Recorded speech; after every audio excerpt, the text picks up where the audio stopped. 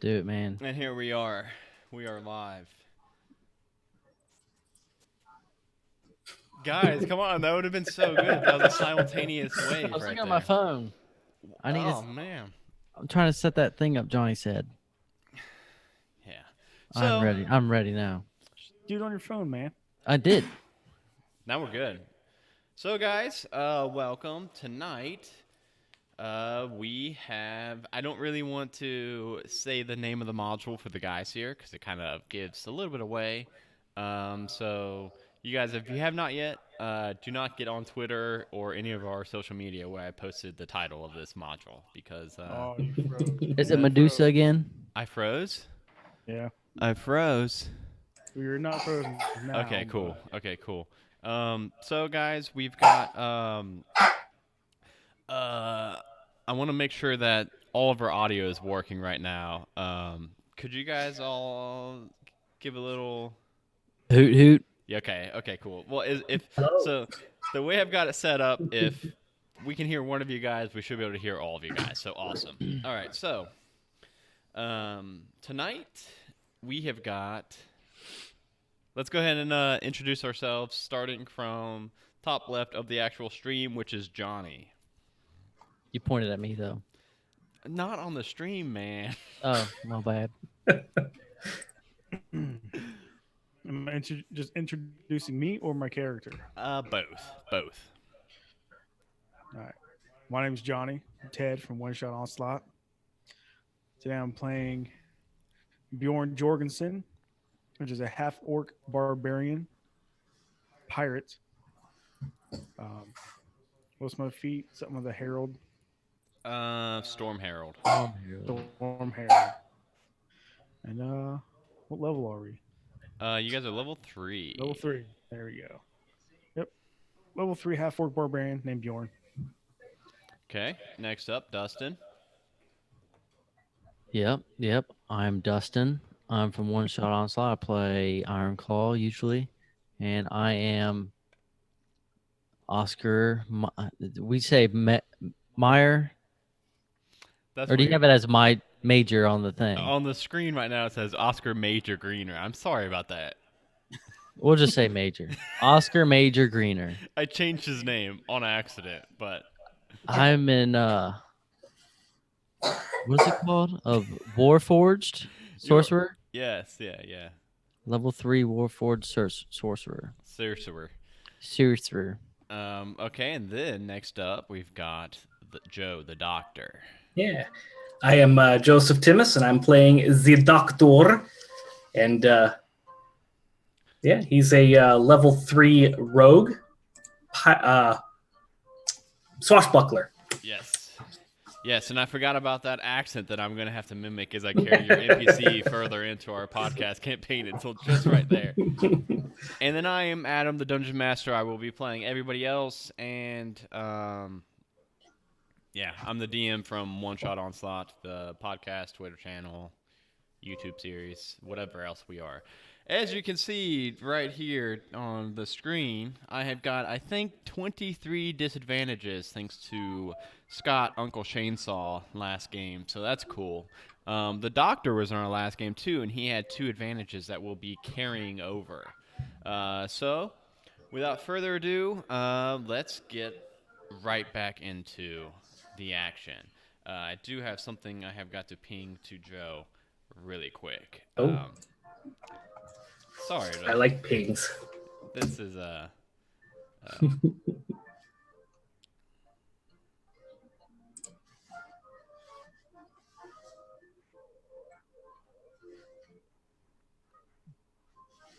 Yeah. Okay. Sorry, we are back. We're going to get started now. My internet connection is unstable. Oh, no, Yeah. Johnny, I got to get you plugged in. There's a white wire right here, Johnny, on the ground. That's not plugged into anything, and we need to get that. Yeah. Could you get that? And I'll start setting the scene. So, Good man. we are in the lobby of the Adventurers Guild, and you 3 all approach the counter, and Benny kind of, waves you over. He says, "Oh, hey guys, I've got I got one that should be kind of easy. It seems kind of like a hunting one.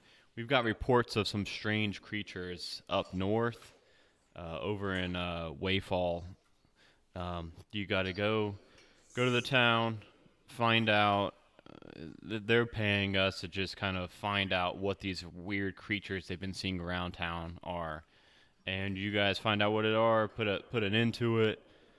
Come back, collect your payment. I drew you guys a map to get to Way Falls.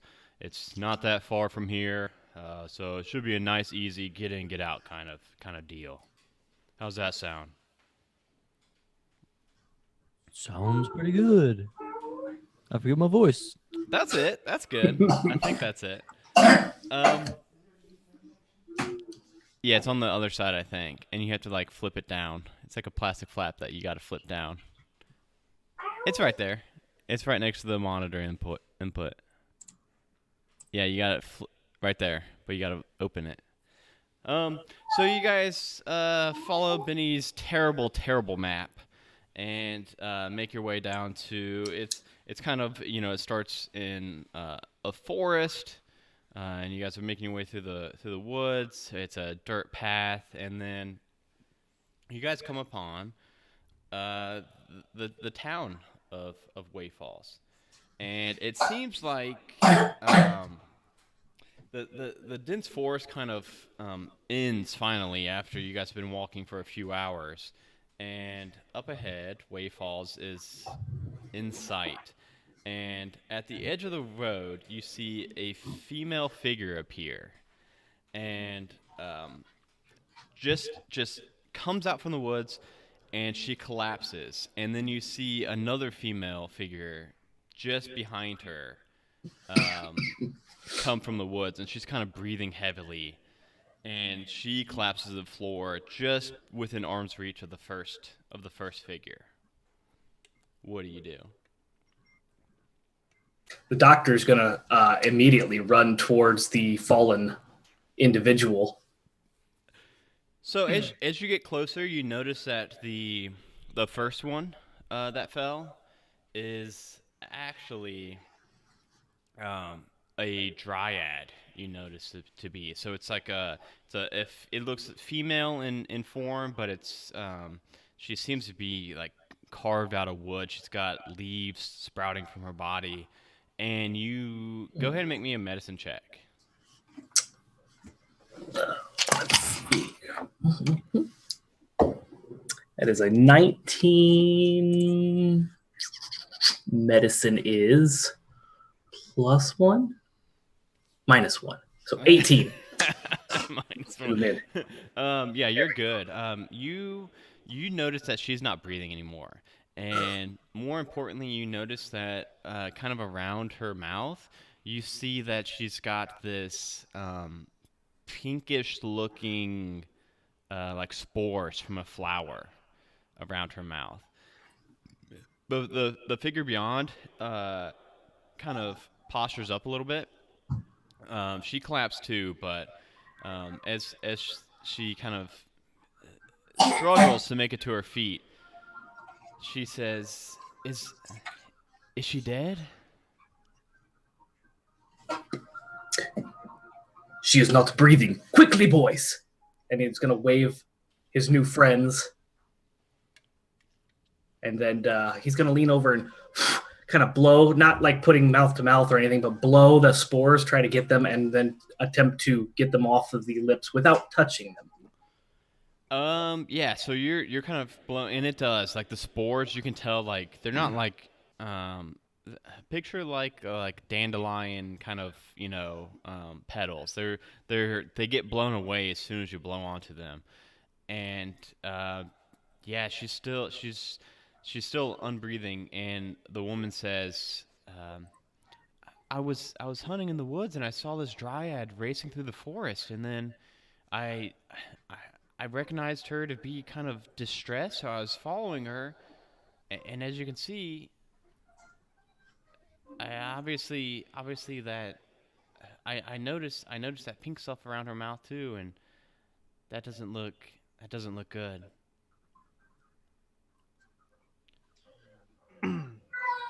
see.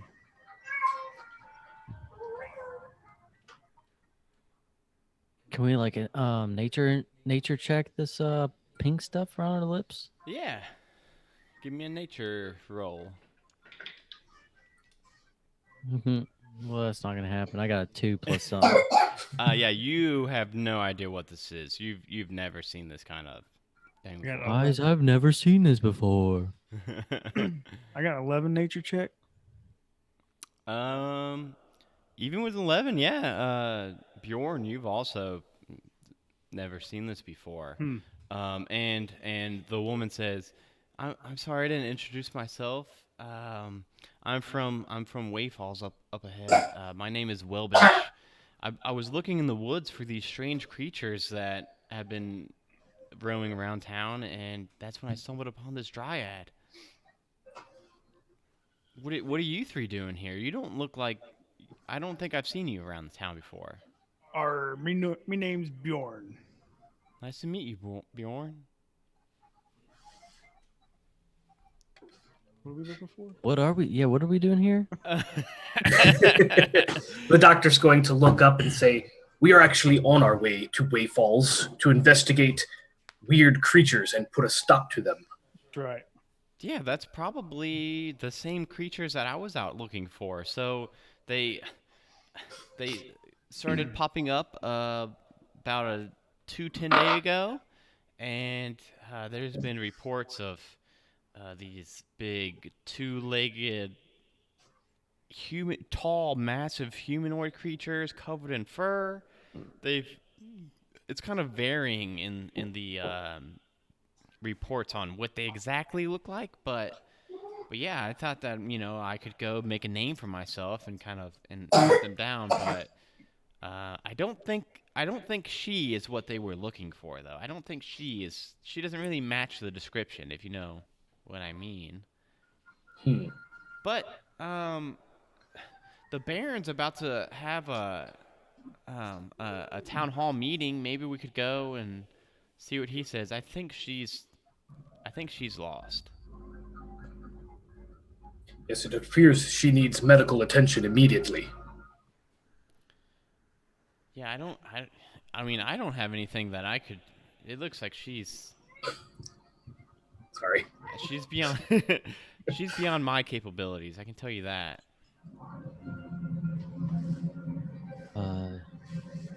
Yeah, let's go see this person you speak of and see what they have to say.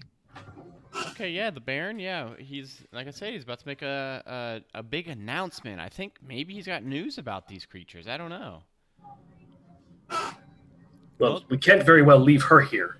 Can you help me, guys? We'll carry her into the town. Yeah, I'll help you. I That's- think I'm able to just pick her up over my shoulder. yeah, she is pretty Big robot. yeah, she's like pretty smaller and pretty petite. So yeah, you could throw over your shoulder easy enough, Oscar. So as you throw over your shoulder and you guys are making your walking the final maybe quarter mile into town, you notice that most of the inhabitants of this town seem to be gathered in this small square, waiting for something or someone, and they're kind of just milling about. And Johnny, I couldn't hear you when you said that, man. To the kitty cat. Yeah, sorry. And so it's a pretty packed little town square, and you see the underbaron. Finally, he's pulled in on this wagon, and he approaches the stage, and he says, everybody, we can all calm down now. I know there's been these stories about these creatures, these big apes, these big furry humanoids. We don't need to worry about that. Furry monster right here. Found him already. We have got everything under control. In fact, the mountain pass up to the north has thawed and has opened, and we have now got a new passage that we can quarter up in, and we can set up a toll bridge that will bring in massive amounts of gold to the town. So we have got everything to be happy for. So no worries about these false creatures.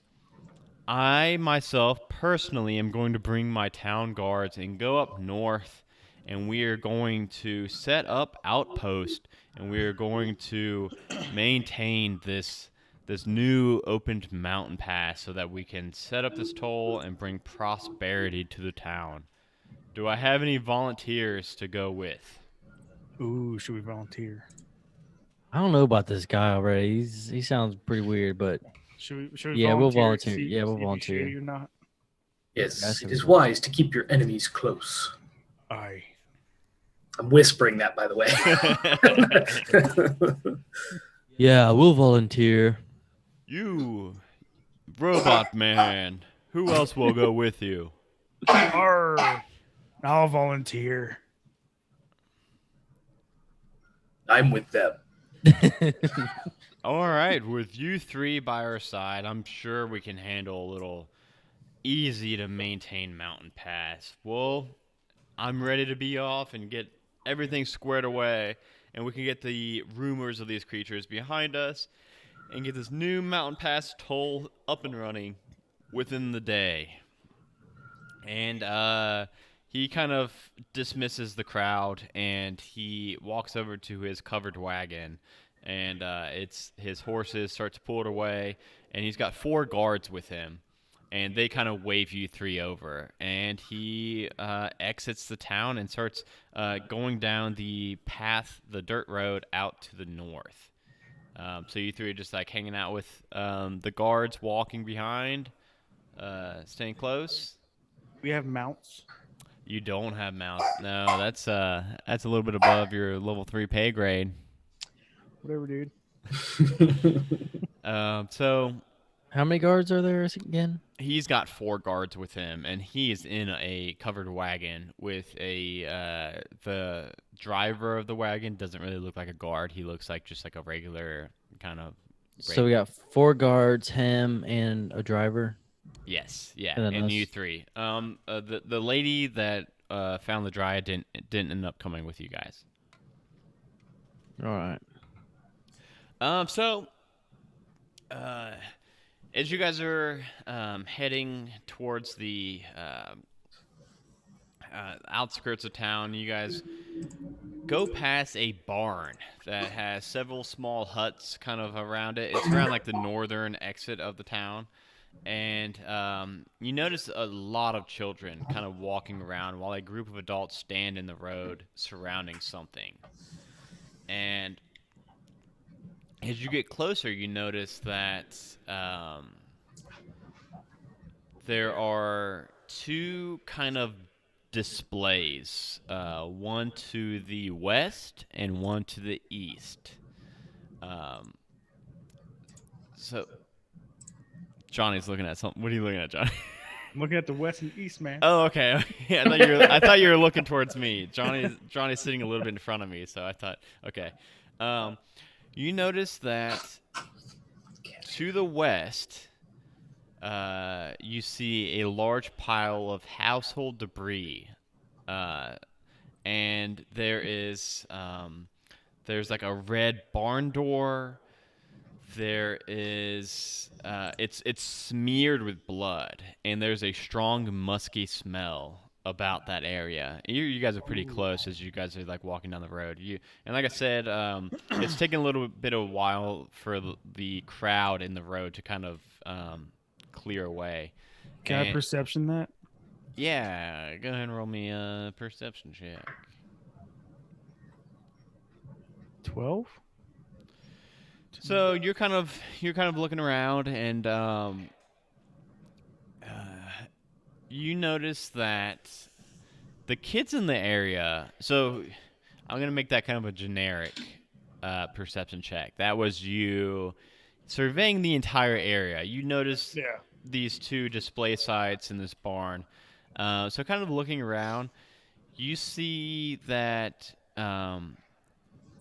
you obviously smell that musky smell, and you think that is probably some kind of urine.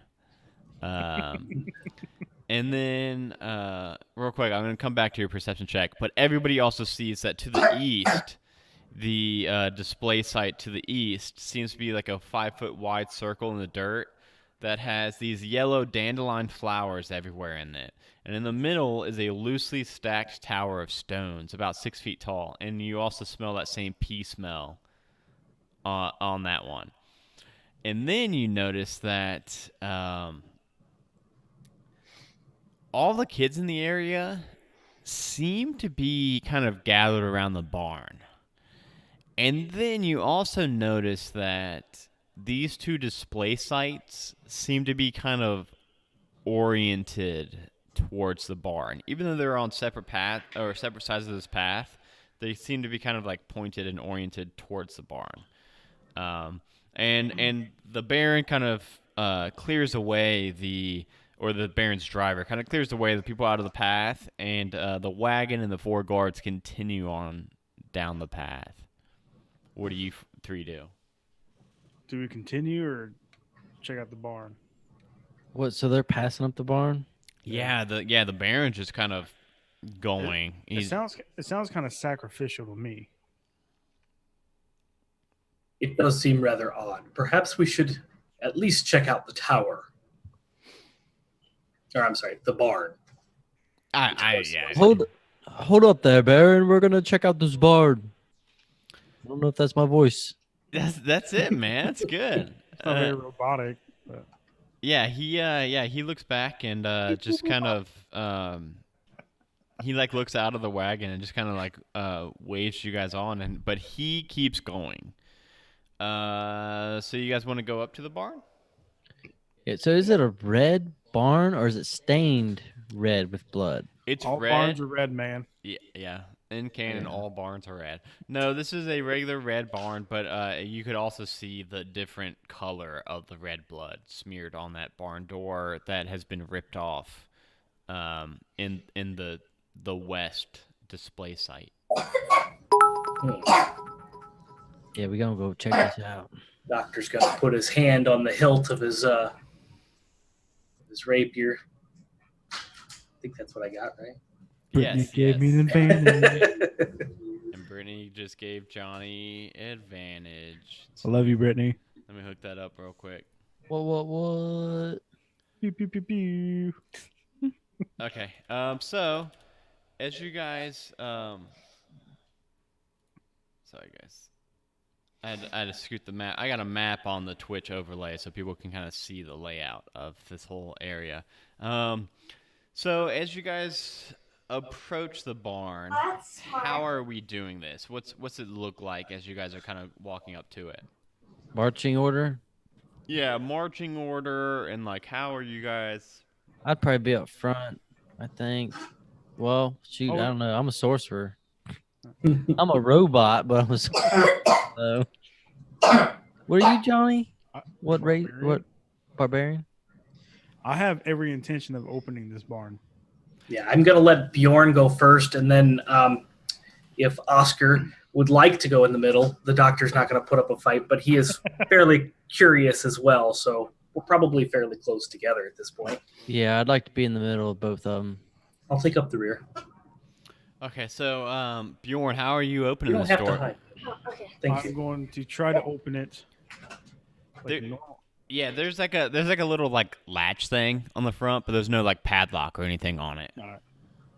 Then I won't rage yet. So yeah, you just kind of flip the latch open and swing open this barn door, and inside it's a 2-story barn. You immediately smell this kind of it kind of smells a little bit similar to that smell on the display site that you had, Bjorn. The pea smell. Yeah, the pea smell. But not only that, it smells musky. It smells kind of bad. It smells like unwashed bodies in here. But roll me a perception check. 12, 15. So looking around, you see like on the floor of the barn, you see scraps of vegetables. And you actually, with the 14, you actually you see on the second story, there's like a wooden ladder on the far end of the barn, and a wooden ladder going up to the second story, and there's like a little mound of hay up there, Mm-hmm. and you actually see it kind of quaver a little bit, that mound of hay.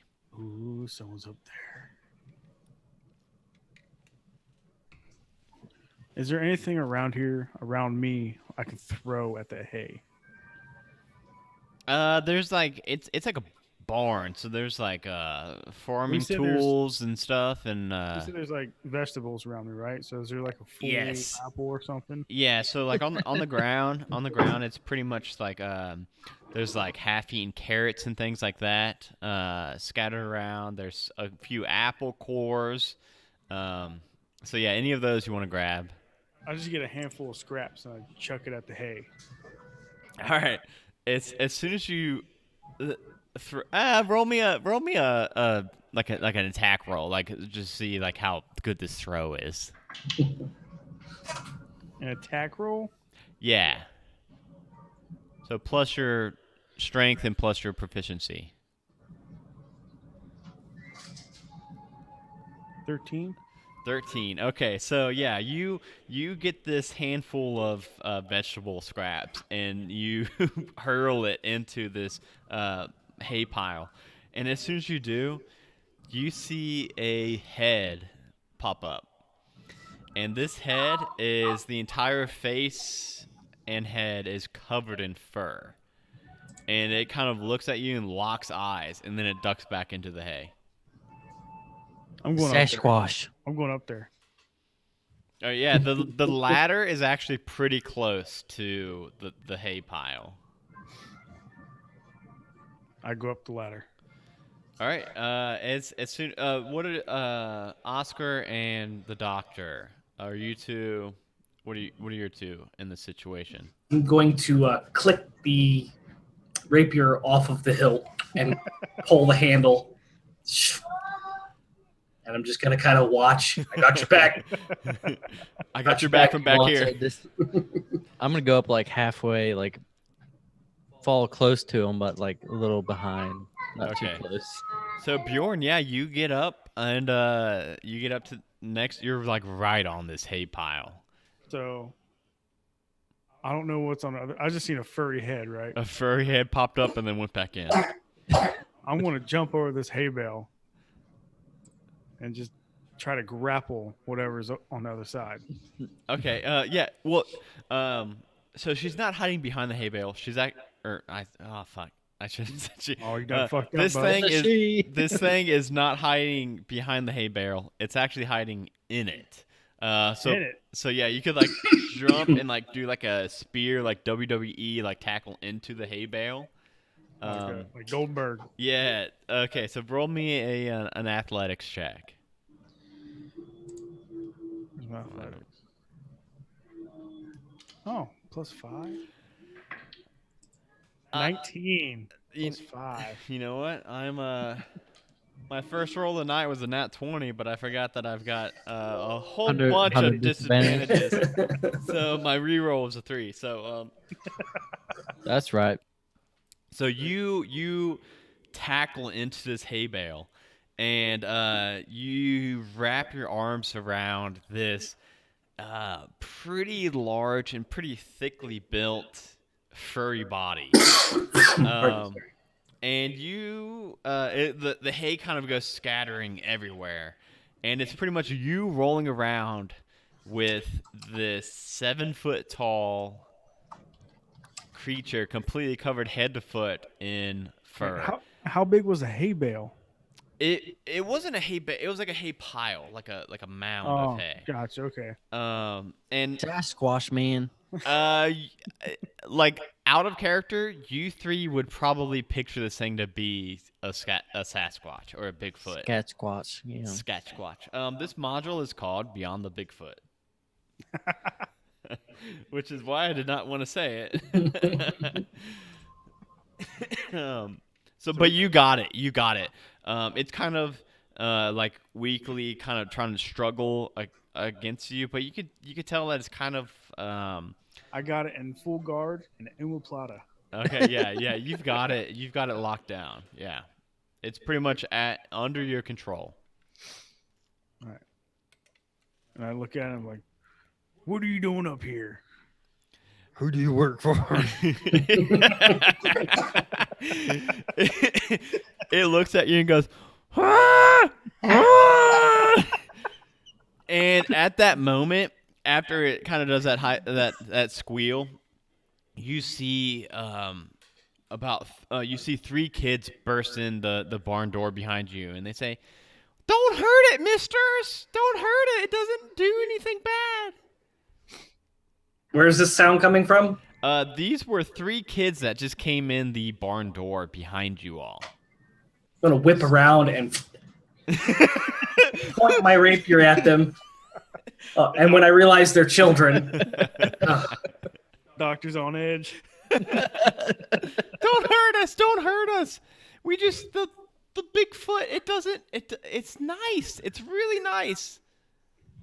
It's hurt. Look at it. And as soon as it says that, Bjorn, you do notice, like, as you're like grappling this thing, you notice that it does have like a lot of kind of. It looks. Roll me a investigation check real quick to see what this looks like. Investigation. Oh, great. Okay. Or nature. Nature would work. 18 minus Okay. 1. Yeah, it's fine. Or it was 19 minus 1. You do see like bite marks in it and stuff. It looks like it was like probably attacked by dogs. It looks hurt. It looks really hurt. Can I interrogate the kids? Yeah. What do you want to say to these kids? They got their hands. They got their hands up. They're kind What of. do they say? It didn't hurt anything? They said it didn't do any bad. How do you guys know it doesn't do any bad? It just. What's the blood on the barn from? Well, yes, good point. Good point. Well, that wasn't this one. That was the mean one. Oh, there's more than fun. Yeah, there's more than two. There's three of them. There's this one. There's the mean one, and there's the nice one. Well, which one is this one? This is the hurt one. They say this is the girl one. And Bjorn, I don't really know big feet anatomy, but while you're grappling with it, you do somehow realize it's a female. I'm like, oh, sorry, ma'am. Sorry. So, can it talk or does it just make that noise? All right. Okay. I look at it and, So we can't talk to it. Arr, can you show us the way of the others?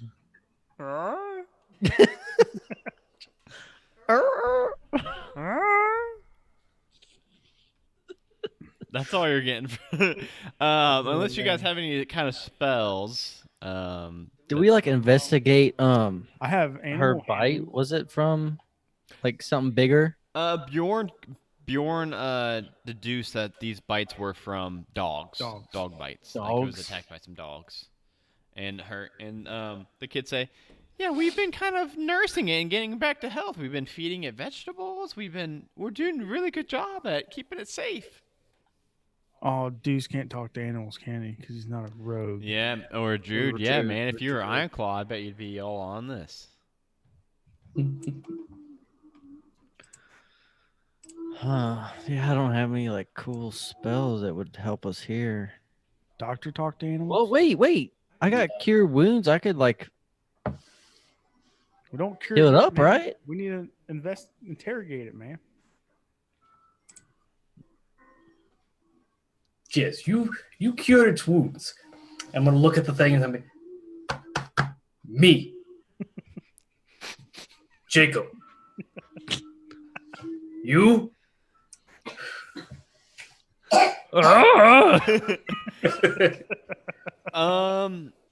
It does seem to kind of it kind of looks at you and it goes, and it points up north. I said we go north, but I am gonna heal it real quick. D8. Passage. D8, okay. Okay, an 8 plus was a D8 plus. What was it? Your Where'd it go? Where'd it charisma, go? your charisma for Yeah. a What the sorcerer. F? What's it called? Where'd it go? D8 plus 3. Okay, Oh, 11. man. Okay, cool.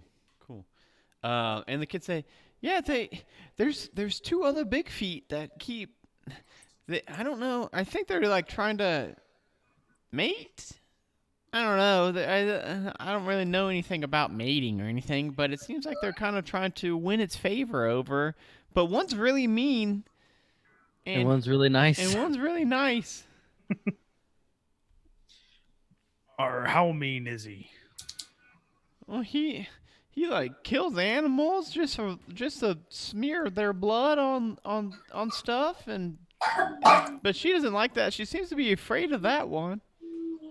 So You know- go ahead, Johnny. No, go ahead, robot. Go ahead. Where is this mean one? Well, the mean one, he usually goes off to the west after he, makes his displays, and then the nice one goes off to the east after it makes its displays. Okay, so the nice one goes to the east, the bad one goes to the west, and she goes to the north. I'm gonna put something that is on the Twitch stream, but I'm gonna put it in the chat for you guys. I'm gonna do this really quick because it just completely messed up with. I'm curious what's in the south. I'm gonna go the complete opposite way. Go to the south. You're going the wrong way, man. No, shoot. So I don't know which way. Should we go her hometown to north? So I just posted like a map of the overall area Where in the chat for Zoom. Oh, This map has been on the Twitch overlay, but obviously you guys I didn't see it. I don't think you guys can see it. Yeah. So number 2 is the town. Number 3 is the barn. No, I'm not seeing it in Zoom either. Yeah. Oh, you have to click the download. Yeah, you got to click chat. You got to open up the chat and Zoom. I got chat open.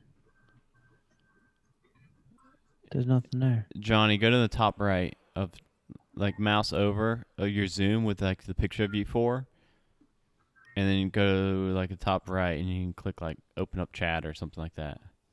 I got the chat open, but nothing popped up here. Or bottom at the bottom, Johnny, at the bottom. I just put a question mark though. In the middle.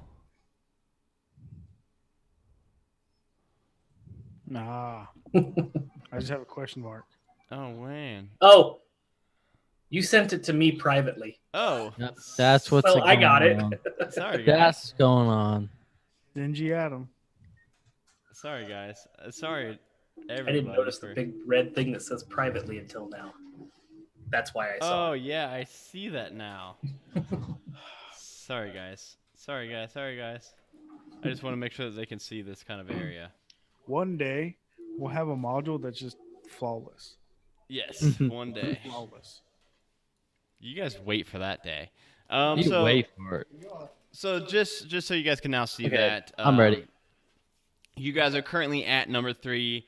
The Baron continued up the pathway that's kind of been split, Yep. and the thawing of the path that he was talking about was at the in the north, by like the number 7. If you see that number 7 up there, I don't see set. Oh yeah. Okay. it's really small up there. That's where it's a more mild season than usual, and that's where the snow has thawed and opened up that pass. That is where he's going to set up the walkway. But you guys are at number 3, the barn, and then there's a woods to the east and a woods to the west. And you guys just found out that the nice Bigfoot is in the woods to the east, which is number 5, and the mean Bigfoot is in the woods to the west, which is number 4. Take the He should be. Bigfoot. He should be 4. No, it's Oh. 3. Oh wait, West is 5. This is Yes. we. W-E. yeah, Weast. We gotta go Wee. Weast. Yes. Right? Yeah, you're right. East is 4. The west is 5? Yes. So mean is in 5. Good is in, or nice is in 4. Okay.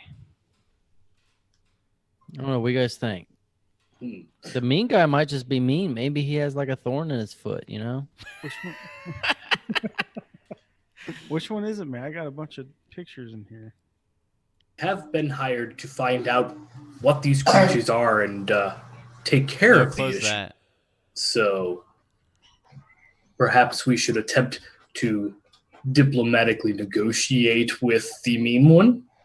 And if that doesn't go well, we can. I agree. So that was 5, right? 5 was. Yep, 5 was the one where the mean one to the west. It looks a little closer if it's right at the numbers, but I don't know if it's like exactly the numbers. But yeah, so we'll go to. I said we go to 5. What do you think, Bjorn? I can't see what you guys are seeing. Oh, you don't see the map?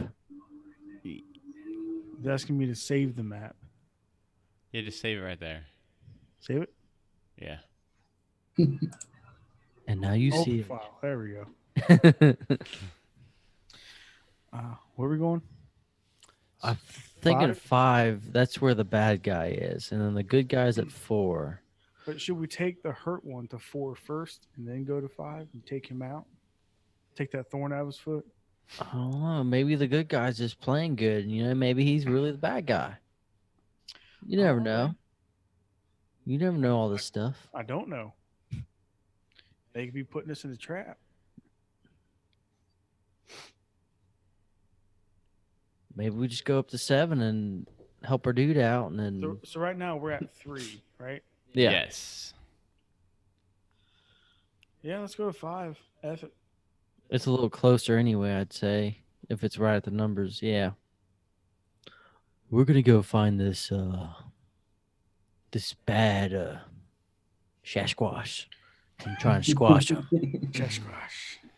And the kids say, well, you can't let the townspeople see this Bigfoot. They're going to think that she's the one that's been kind of, destroying their property and making these displays, and they're going to attack her. Does anybody have any kind of disguise or Do we something we have can any put extra over her? clothes? Extra clothes or something? Or a disguise kit? Maybe we can, fix her makeup up and make her look like not hairy. Well, I don't know about a disguise kit, but we could shave her. Maybe. You want to try it? At least I'm going to approach her slowly and be like,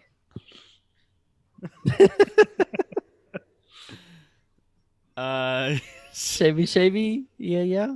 Yeah, she just kind of she shrugs her shoulders. She doesn't know what you're talking about. Start shaving her. Sneak up like I'm gonna real grab slow. some of the hair that is like I've got long hair, so I'm gonna like grab some of it and then just like use the sword to like cut the tip off and be like, And I'm gonna take my hand axe and start shaving the other side over. Boy, he was trying to get. Go for it. Go for it. So After she's approves okay. of the hair sample he presented. Okay, so she man. kind of sheepishly nods her head, but she seems pretty sad about it. So we shave her real good, except the top of her head. So she. So now, like after you guys all shave her, she seems, she's naked now and shaved. She's cold. So yeah, not only is she cold, she would still stand out somewhere. She would still stand out too. I'm gonna put my cloak over. I'm pretty sure I said I had a cloak some sort. Okay. When? And I'm pretty tall. When did you say you had a cloak? I'll look at my description, man. I think I have like I forget what Robots color. don't need cloaks, man. Well, They look cool. I'm a sorcerer, man. I got a cloak. Sorcerer. All right, so you throw your cloak over her, and you think that It is tattered. Oh yes, it is. I forgot. But you think that from a distance, that it would be fine. It would look fine. has a cloak. I have a necklace of fireballs. No, What? no, that is Completely very big different. difference. I'm gonna walk over to the front door and I'm gonna kind of my finger along the blood, and then I'm gonna walk up to her and just tap it around her lips. Oh, and then she kind of puckers up, and she gives a questioning thumbs up, Very good. and she looks a little bit happier now, with her lipstick on. Children, go out there and make a flower necklace. Okay, Quickly. okay. Quickly. And they run over to the yellow display, and they get a couple dandelions, and after a few minutes they come back and they've got a couple that they have knitted together. Here you go. And they do. They've got a full kind of necklace of those yellow dandelions. Nice. I'm gonna instruct the children. Go ahead, put it on her. Make her look pretty. And they seem really happy to do so, and they do. They throw this necklace over her, and now she's got this cloak on. She's shaved, and she's got that it looks like red lipstick and her necklace. She would be passable for an ugly woman now. So she's pretty now. Gonna look at the children. Her name is Barbara. Barbara, got it, got Village it. in the north. Village to the north, yeah, okay. Don't tell anybody she's not. Okay, you have our word. And they run out, and then one of the little boys, just before he runs out, he stops and looks his head, and he says, "Should we make a distraction?" Yes, please. They say, "Okay, you got it," and he runs out. And a few moments later, you hear a loud commotion. You don't know exactly what's going on, but you think that's probably your distraction working for you. Is there a back door to this barn? There is, yeah. Shall It's we not. just- It's not a big double door. It's like a smaller single door. All right. Well, she can duck. Yeah. All right. So you guys are heading to the west, door. the mean one, correct? Correct. Okay. So you guys are walking through the woods, and it everybody roll me a survival check. Survival. Check. 19 Minus- plus 2. I got 21. That is a 13 for the doctor. Okay, so you guys quickly find this matted down, worn away path. It seems like a pretty well traveled path for the last few days. And then as you guys are kind of following this path, you hear this throaty howl that's rising from the forest ahead of you. And then a few seconds later, you hear a loud splash. I think we should hear this 30 howl. Splash! I don't know how to make a splashing noise. And you guys are kind of following this, and the forest path parts to reveal a clearing formed by a deep pool about 30 feet wide on the left, and then up the hill, there's a 50-foot high cliff with a waterfall cascading down it. And there's like foliage crowding around the pool's perimeter, and a muddy path runs from the pool to the cliff top. And you guys just recently heard that howl and the splash, and you see a Bigfoot getting out of the pool at the bottom. So like you got to picture that kind of like two paths, one to the pool and then one up and around to the top of this 50-foot cliff. Is he getting out of the water or is he staying in? He's still swimming right now. I'm going to climb to the top of the cliff. Okay. You two following him, keep an eye on him. What are you two doing? Keep an Oscar? eye. Staying pretty close. Okay, so like kind of staying in the middle of Bjorn and the Bigfoot. Mm-hmm. Okay. Doctor. I'm going to attempt to use the cover of the forest to kind of like hide off in the distance, keeping an eye on it, but kind of ducking into the bushes. Okay. Okay. Sneaky. Um.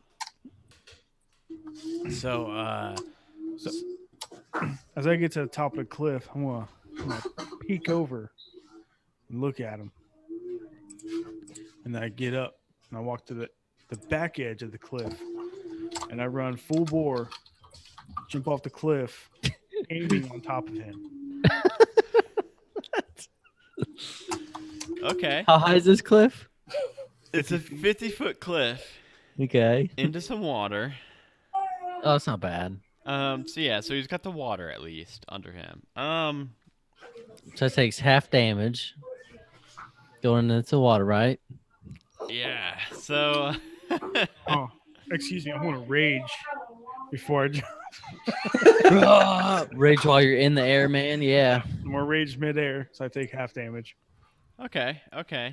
Yeah. So you run to the cliff and roll me in.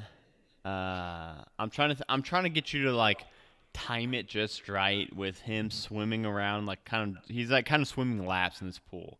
And I'm trying to get it so that you time this jump just right. Roll. Dex? Just like how I was quick thinking you like are? acrobatics. Roll me an acrobatics check. I have good athletics. Can I roll athletics? I was please? debating between athletics and acrobatics. I got a +1 acrobatics. Fuck it. Yeah, let's do acrobatics. I think it makes a little bit more sense. 14. 14. Okay, yeah. So you time this jump just right. How does the jump look again? Imagine the guy from 300. It's always that guy. Without a sword or any weapon. I'm just Fist bumping him. Wait, you're just belly flopping? yeah. I plan to like grapple him as I fall into the water on top of him. Okay. So yeah, you do land onto him, and then roll me an athletics check now to grapple him because he's gonna be fighting it. 8. 8. That's not good. You've got 1 point of advantage if you want to use it or not. Oh, that's right. But Sound good, he's man. gonna roll a athletics check with disadvantage. So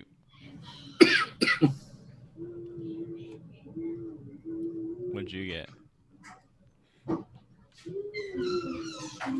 19. 19. He got with disadvantage. He got a 5. So So I used up my advantage. okay. Take that away.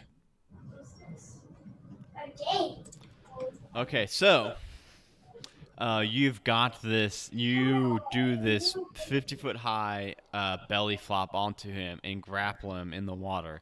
And the doctor and Oscar both can see you close by. So I guess we'll go ahead and roll initiative now because he doesn't like this. I got Dang disadvantage. I'm rolling really good for these first rolls. That was a 19 and a 2. Rolled a 4 +1. I got 5. I'm at a 17. Got a 6. What'd Bigfoot get? He goes very last. He got worse than a 5? Got a slow Yeah, foot. I told you. He said he rolled a 2. Didn't I say he rolled a 2 or no? That damn thorn in his foot, man. Yeah, he's still upset about Told this. you, man. Okay, so Doctor gets to go first. What is the distance between me and him at the edge of the forest? It's about 50 feet. You guys, so the wood line ends about 50 feet away from a little bit of beach and then lake. Or not really a lake, it's like a pool of water. When I was midair, it looked more like 30 feet. And obviously he is able to be in the water. He's not swimming. He's like standing in it. So it's not. I can assume that it's not deep. No, you didn't see him touch, so you don't know how deep it is, but you know that it's probably decently deep at least because he never stood up. He was always just swimming around.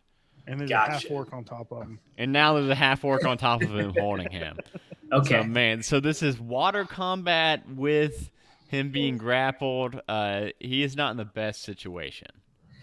Poor guy. I'm gonna pull out my my longbow, Okay. God, and don't I'm hit gonna knock an arrow, and I'm gonna, and I'm just gonna ready an action for when the half orc has disengaged the grapple. When I have a Okay. clear shot. Okay. All right. So as soon as the half orc Bjorn is clear of the shot, and I have a clean shot, I'm gonna let my arrow fly. All right. Next up would be Oscar. Sure, because I got a 6. Yeah. And then Bjorn got a 5, and the monster got a 2. Or the Bigfoot got a 2. Okay. Let's see my spells. I'm gonna shoot him with guiding bolt. Okay. Where's that guiding Wait a bolt second. going? Wait a second.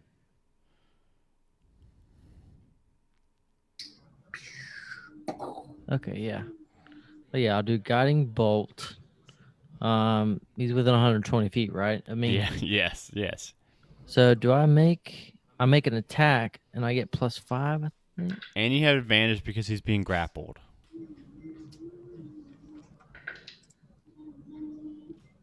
So I got 10 and 11. So 11 plus Oh, plus 5, 16. Cool. Yes, that hits him. Yeah.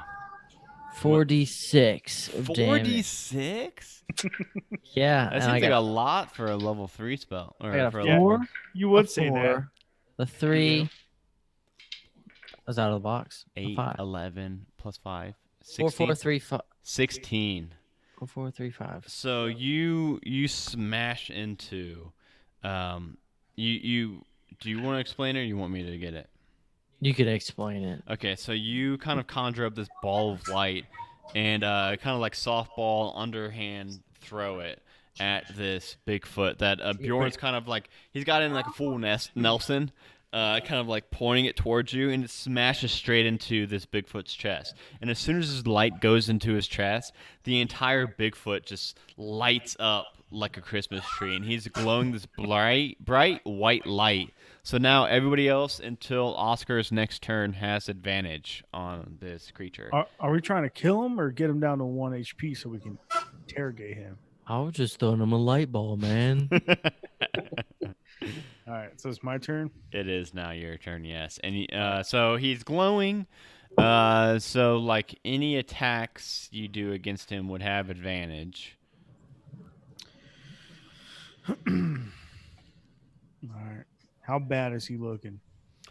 He just got hit with that light bulb light attack, and he's not looking too bad. Can I add something real quick? Yeah, what's up? I'm actually reading it. And it says the next attack roll made against this target has advantage. Oh, just one. So not all. Yeah, so just one. Yeah. Oh, I thought it was all attacks until okay. So just one more. So the All- next person I gets th- advantage? Yeah. I think what is that? Light or something? Oh, God, what's that? Light? There's like fairy fire and stuff, but I thought Fairy guy- fire, but that'd I be thought like all time. I thought guiding bolt gave everybody. Just the next one. Yeah. Let's see. If he's not looking too bad, I'm gonna disengage. Is disengage a bonus action? Yeah. So, but I don't think you need to disengage. So what disengage does is, that is for when you want to run away from somebody and not let them have an opportunity to attack. If you want to Alright. just like let them go, that's free. That Yeah. doesn't actually like cost you Alright. anything. I'm gonna let him go so Doctor can make his attack. Well, I'm also going to hit him with my great axe. Okay. So, point of order: as soon as you let him go, because the doctor has his held action, as soon as you let him go, doctor, go ahead and fire your shot off. So you will be the one that gets advantage on this because of the guiding bolt. All right. Well, I rolled at 18 plus my dex is That means 3, advantage carries 19, over to me. 21. Well, he'll still have it for maybe a crit. Yeah, I rolled 17 the next time. So 21 to hit. Okay, 21. That does hit. Yes. Okay. So Bjorn, he is no longer glowing. How's Squash he the looking now? squash. Let's see how he's looking now. We haven't got the damage yet. So this arrow pierces him where? You get to pick where this arrow hits since you Going for rolled. shoulder. Okay, since you rolled so good. Yeah, I'm going for shoulder. It's a D8. It's this one. Okay. That would be a 5. I think you get plus dex, right? Yes. Okay. 6, 7, 8. So that's 8 damage. And since I'm hiding in the bushes, I get my sneak attack. Yep. Ooh. And you had advantage on the attack. So yeah, you definitely get sneak Okay. attack. And that's at level 3. I think it's still 1d6 or is it 2d6? I'm gonna 2d6. I wanna say 2d6, yeah. Yeah. I need a second d6. I'll just roll this one twice. I was gonna say 46. No, fuck you, Johnny. 2 It's 2, yeah. and a 4. 5, 6. So 6 sneak attack damage. Okay. So that is a total of 14 damage. Correct? Right into the shoulder. I got a question. Yeah. Do we usually do a break? At least I can't remember. We could do a short 5-minute break in Do we want to kill this guy and then take a break, or How about that? How about we finish the combat, take a short 5 to 10 minute break? you keep going like grayscale? Your camera is like you're gray, and then you're oh, it's weird. So yeah, Anyway. you hit him square in the shoulder, and it digs deep into him. And it is now Bjorn's turn. Bjorn, he's looking pretty rough. Not like about to die, but I want to hit him with my great axe in the same shoulder. oh, I rolled a 1. 1 does not. Oh man, no, that so. So I shaved his shoulder. So no. So you're kind of like treading water right now, and you raise Well- up your great. It's plus 5, so that's a 6. Does that help me at all? No, because rolling a nat 1 for attack roll specifically is an instant miss, no matter what. That means you hit yourself with it, man. Well, so Shut up. okay, so just for up. everybody watching, we don't technically do critical fail rolls on this Twitch stream. Just do it anyway, man. Do you care? No? Go for it. Okay, cool. So critical fails with like 1s usually have something bad happen. So Bjorn's like treading water. But I'm raging, so it's half. Yeah, nothing bad's gonna happen to you. What So you happens only is break your weapon in half. no. What happens is Up, man. Bjorn raises his weapon above his head and tries to bring it down on this Bigfoot. And as he does, the Bigfoot kind of uses his forearm to block the axe out of his way. And this Bigfoot's like 7 foot tall, stacked with muscles. And as he does that, it actually knocks the axe out of Bjorn's hand, and the axe starts falling through the water. I swim down to get it.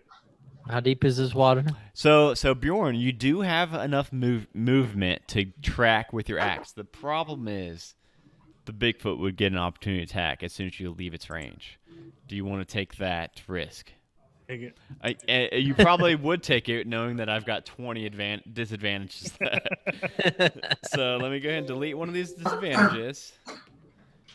12 plus. So that might have hit you. Hold on, I gotta get the. Did I close it? No. Okay, so that was going to be a 12 plus 6. So an 18 probably would have hit you, wouldn't it have? Probably. And then a 10 plus 6. So the 16 hit you. Probably. Ah, got you anyway. I don't know. What do you think? What is it? Yeah, it's 13. Oh, ooh. Okay, so yeah. So as you start swimming away, he slams down at you with this big Bigfoot fist. And you take 6 bludgeoning damage as he strikes at you.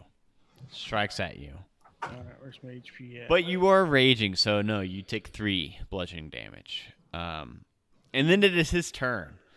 And he actually starts swimming to the shore. He actually is like leaving you alone, Bjorn. And he's swimming towards the shore. And let me see how much Trying speed. to run. He's swimming towards Oscar and the doctor. Oh. Do I get my axe? So yes, Bjorn, you after you get hit in the back, you do reach down and get to the axe. So you're still underwater. So your next turn you'll be a little bit underwater. But he makes it to the shore, and he makes it about 10 feet from the doctor and Oscar. So he's like closing in on you guys. And then he doesn't have any range stuff. So he's actually gonna dash. He sprints towards you guys, and he gets right up on Oscar. But it is now the doctor's turn. So, is he running past where I'm at? Yeah, he passed you and he's right up on Oscar now. Would that give me an opportunity of attack, being that he doesn't know where I'm at? I think. Or did he? I think it's another sneak attack. So you're like in the bush. Did he run past you or? Yeah, he's in the foliage, man. He's hiding. I know, but I don't know if he had to run past the doctor to get to Oscar. Did he? I don't know. I think he did. I mean, Let's just say that's up to you as far as like, because we're doing the theater of mind and everything. Right? Yeah. We'll say. I don't know. We will say that the doctor's kind of hidden in a bush, and he had to run right past that bush to get to Oscar. So yes, you will get an opportunity attack, like a melee one. Yeah. Being that he's close ranged, I'm going to kind of drop my longbow and pull out my dagger, and just kind of pop out from the bushes and try to slice at his leg to immobilize him to keep him from running away. Okay. And he just thought it was a thorn. He thought it was that thorn in his foot. Let's see here. And that is a 2. Uh-oh. I'm going to use one of my advantages to re-roll that 2. Cool. And that is a 11. Do you get dex? It's a finesse weapon, right? Yeah, so it'd be 11 plus dex plus proficiency. Okay, so 11, 12, 13, 14, 15, 16, 17. Got it. You got it. Awesome. And a dagger is a D6? D4. I think it's a D4. Sorry, Yeah. I'm used to Roll20 has everything where you could just click. I'm I'm out of practice with the... Yeah, dagger's a D4. I think we're going to from the future on. I think we're going to use Roll20 so that we can actually like display our dice rolls and stuff. I enjoy having to do it this way. I'm just not used to it. It's old school this way. Going back to Johnny, I didn't hear you. Yeah, Johnny, man. the only way I know, man. So weird. I don't know. Sometimes it goes out. It looked like he was close. I mean, he was pretty close to it, and but if it's not like right up on his mouth, it goes out for some reason. I think it's this muffin, man. So that was a 2 plus dex plus proficiency for damage as well. Yeah, no proficiency for the damage. Just the dex. Yeah. Okay, so 2, 3, 4, 5 damage. Okay. And you slice right at the back, like at his hamstring. And he still manages to limp his way over to Oscar. So he's still up on Oscar. Okay. Oscar, it's your turn. So he's right up on me? Yeah, he looks he's bleeding from a couple different places. Yeah, I'm going to speak my word of radiance, but it's actually words of radiance. Okay. Oh my god. Was that it? Oh, those your words? Yeah, that's my name pretty much. OMG. Oh my god. I couldn't think of anything else. Do I make a save for that? No, I'm rolling for it. You got a... Wait, oh yeah. I'm looking at the wrong thing, man. Do a con save. Well, okay. Those mouse pads. Okay. That's probably a good thing that you're doing it and I'm not doing it because that was a bad roll. Well, that was a 6, but I've got disadvantage, and I'm using them. A 2. Cool. He failed no matter what. Yep, you failed. So you take a D6. Okay, well that was stupid. You got 1 damage. You take 1 damage. Wait. That's it. That's it. Wait, what? I rolled a 1. It says a D6. Why'd you use an AoE spell against one guy, man? Don't you have Sacred Flame? No, that's I don't have any other damage except that. That's my only damage. Okay. I'm a healing robot, man. Yeah, I know. Support robot. I know your backstory. I really like your guy. Port Martin. Okay. And then we go down to Bjorn. So Bjorn, How far away is he from me? so he sprinted. He's about 70 feet away. So All right, so I'm gonna use my 30 feet. okay, and you're kind of you're like swimming and getting to the shore, and you can get to the shore with that 30 feet, and then he is about like 35, 40 feet away from you at this point. 40. All right, I'm gonna throw my hand axe at him. 60 feet is with disadvantage. Yeah. So what is it without disadvantage? How far can it go? 20 feet. So you're gonna have disadvantage on this attack because he's so far away, but you can still hurl this. You do actually have guiding bolt too. I forgot about that. Okay, so 12 plus 5. 17. That's gonna hit him. I'm gonna throw it right in the middle of his back. Okay, yeah, because he does indeed have his back to you because he is right up on Oscar. 1d6 plus 3. Is that 4. 1d6 plus 3 plus your rage modifier plus 2, so 4, 6. so 6 damage. Seems like you guys did a whole buttload of damage to him, and now it's kind of slowing down a little bit. It is now his turn, so he is going to actually bear hug Oscar. Oh man! Oh my god! I hate having these disadvantages. A 7. I'm gonna still roll a disadvantage so I can get 7 and 5. This dice isn't rolling too good tonight. So he he goes to wrap his arms around Oscar, and Oscar he like makes contact with you, and you like shuck him off. You push on both of his shoulders and just kind of like sidestep and back away from him. And we're back up to the order. Doctor. You know what? I just realized, Doctor, did we miss your turn that round? We did an opportunity of attack, and I assumed that was my turn. No. Yeah, we did. No We missed your turn. So you go ahead and take 2 attacks on this. And Oscar is on this guy, so you got sneak attack for both of them, yeah. And the distance between me and Oscar wasn't that great, right? No, It's like 10 to 20, 10 to 15 feet.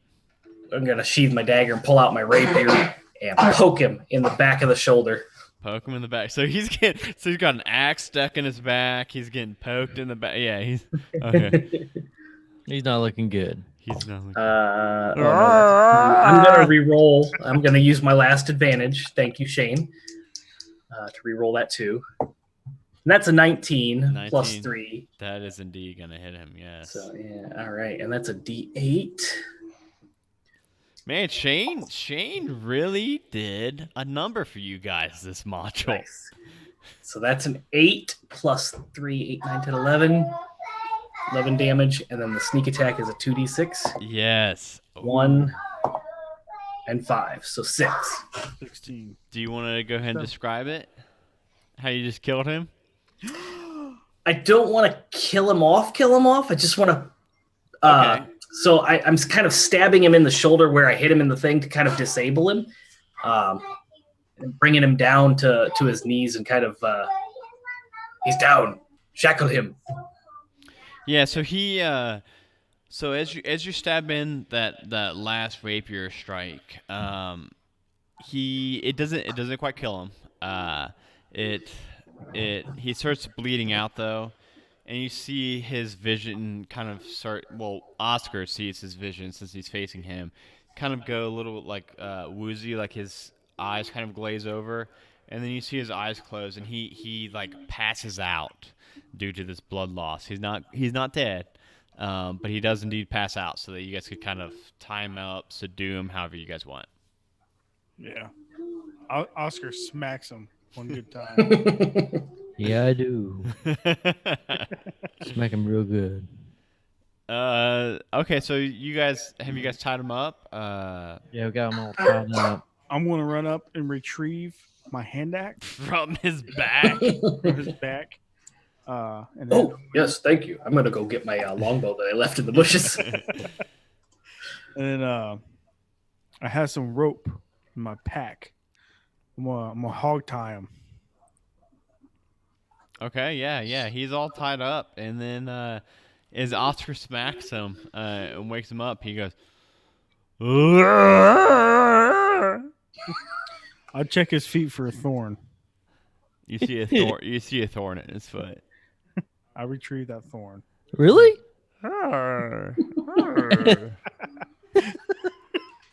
Is he nice now? I don't trust it. I don't know if he's faking it or not. And I don't trust him. he like kind of is like using his head to kind of point towards his shackles.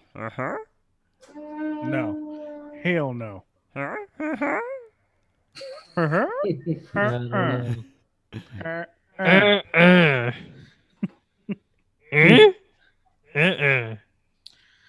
What should we do now? No, I look at him and ask him like, "Why are you so mean?" He tilts his head back towards his foot. Towards his what? His foot. What's at his foot? I'm gonna look at his foot. The you thorn. Got, you got a thorn out of it.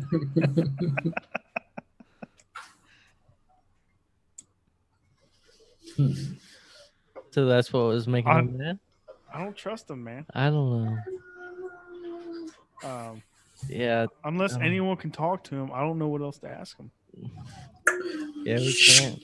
I'm gonna point my rapier right at the tip of his chin, just kind of push just a little bit. Go ahead and untie him. Not in time.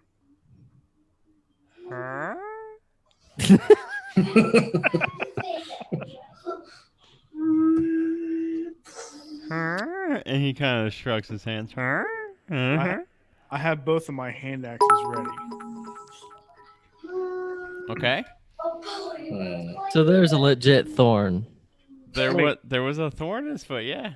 Wait, is the other Bigfoot with us still? Yeah. And she looks fleek as fuck. I'm gonna look at the other Bigfoot. Should we shave him too? All right. All right, Shave Bjorn. him, shave him. So me and Doctor start shaving him. And he looks really silly.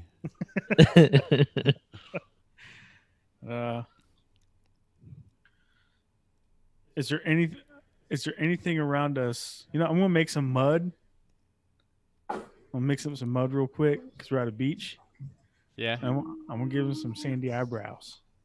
Okay. Make him look real good. Okay. So he's looking. He still looks kind of goofy, but yeah. Is there anything I'm wearing that can fit on him, or I can put on him? I don't Your know. eye patch might fit. I don't know what your guys wearing, man. I picture like sailor clothes because he's like a pirate.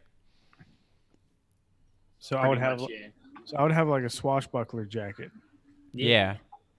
He's a jacket, hat, and eye patch at minimum. I'm not giving up my eye patch, man. I'm just saying. But I'll give him my hat and my jacket. Okay. So now he looks like a silly pirate. That's fine. Huh? And he kind of shrugs. He doesn't really know exactly what to do now.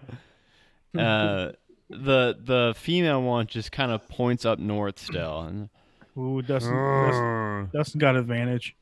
yeah, Dustin has advantage. I got that. All right, so should we start heading east to the nice one? Grab the nice one, or she's really wanting to go north. I don't know. Yeah, Or should we grab the east one and then go north Well, that's what I was with all saying. of them? We can grab the three of them, and we got 3 Bigfoots with us now for the Big, passage. Johnny, the Yeah. plural is big feet. We got big feet. No, this module specifically says the plural of Bigfoot is big feet. I don't trust that man. Man, you know those Bigfoot shows? I was always wondering why no one ever made a show called Squatching. That's pretty good. Like you're What the hell? watching. What the hell are you talking about? You're Man, have you watching watched them? squatching. They say the one guys were always saying they were going squatching. So if Just I'm watching the show, am I squatching? Yeah, kind of. Yeah. Watching the squad. Why not? Why not call it this squatching? The Squatchers or something? Yeah, we're called the Squatchers. 'cause They don't we have a watch show called that. They Sam just have. Squatch Squad. Squatch. Squatch Squad. Oh yeah. What was it called? Just like finding Guys, Bigfoot or guys, something. our new podcast should be called Squatchers. Or Sam Squitch, because it makes us sandwiches. What? You never seen Trailer Park Boys, man? No. They call it Sam Squitch, because it leaves ham sandwiches. The Bigfoot does? The Bigfoot leaves them ham sandwiches? Yeah, That's a nice. That's a nice. That is a, dude, hey, that's exactly what I was going to say. That's a nice Bigfoot. Okay, so yes, it sounds like you guys have about two options right now. If you guys want to go collect the other Bigfoot, the nice Bigfoot, or if you guys want to continue north, which is where the Baron was going. Well, let's take a vote. Head east, grab the other one, and then head north, or just head north. I'm good with east. Just you, it's you three voting. Yeah, the Bigfoots have no idea what you guys are talking about, so they're just gonna. They appear to be following your three. So I guess we're headed east. Yep. Okay. So let's take like just a short 5. Everybody, we'll be right back. We're gonna take a short 5. Or maybe 10. No, we can get done. There's fine. brownies up there. You can come back and you can eat the brownie as we stream. It's okay. So everybody, be right back in 5 minutes.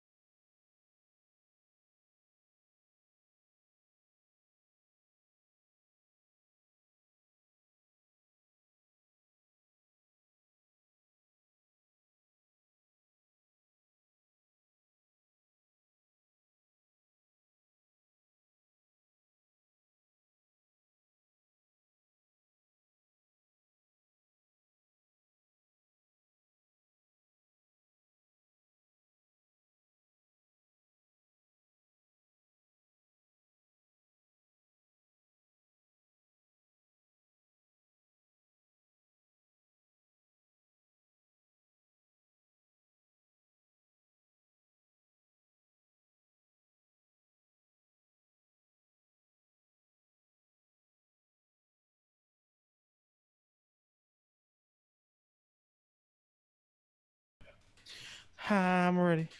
Welcome back, everybody. Sorry for that extended break. It was a little bit more than the 5 to 10 minutes that we originally planned on, but you all are currently approaching the eastern Bigfoot's lair. And again, everybody roll me a survival check to try to find the path to his actual lair, because it's pretty big wood, pretty big forest. Big piece of wood. I got a 5. 2 plus a You 2. said survival, Oh, that's right? a 6 minus 1. I got a 5. I got 18 plus 3. Okay. 21.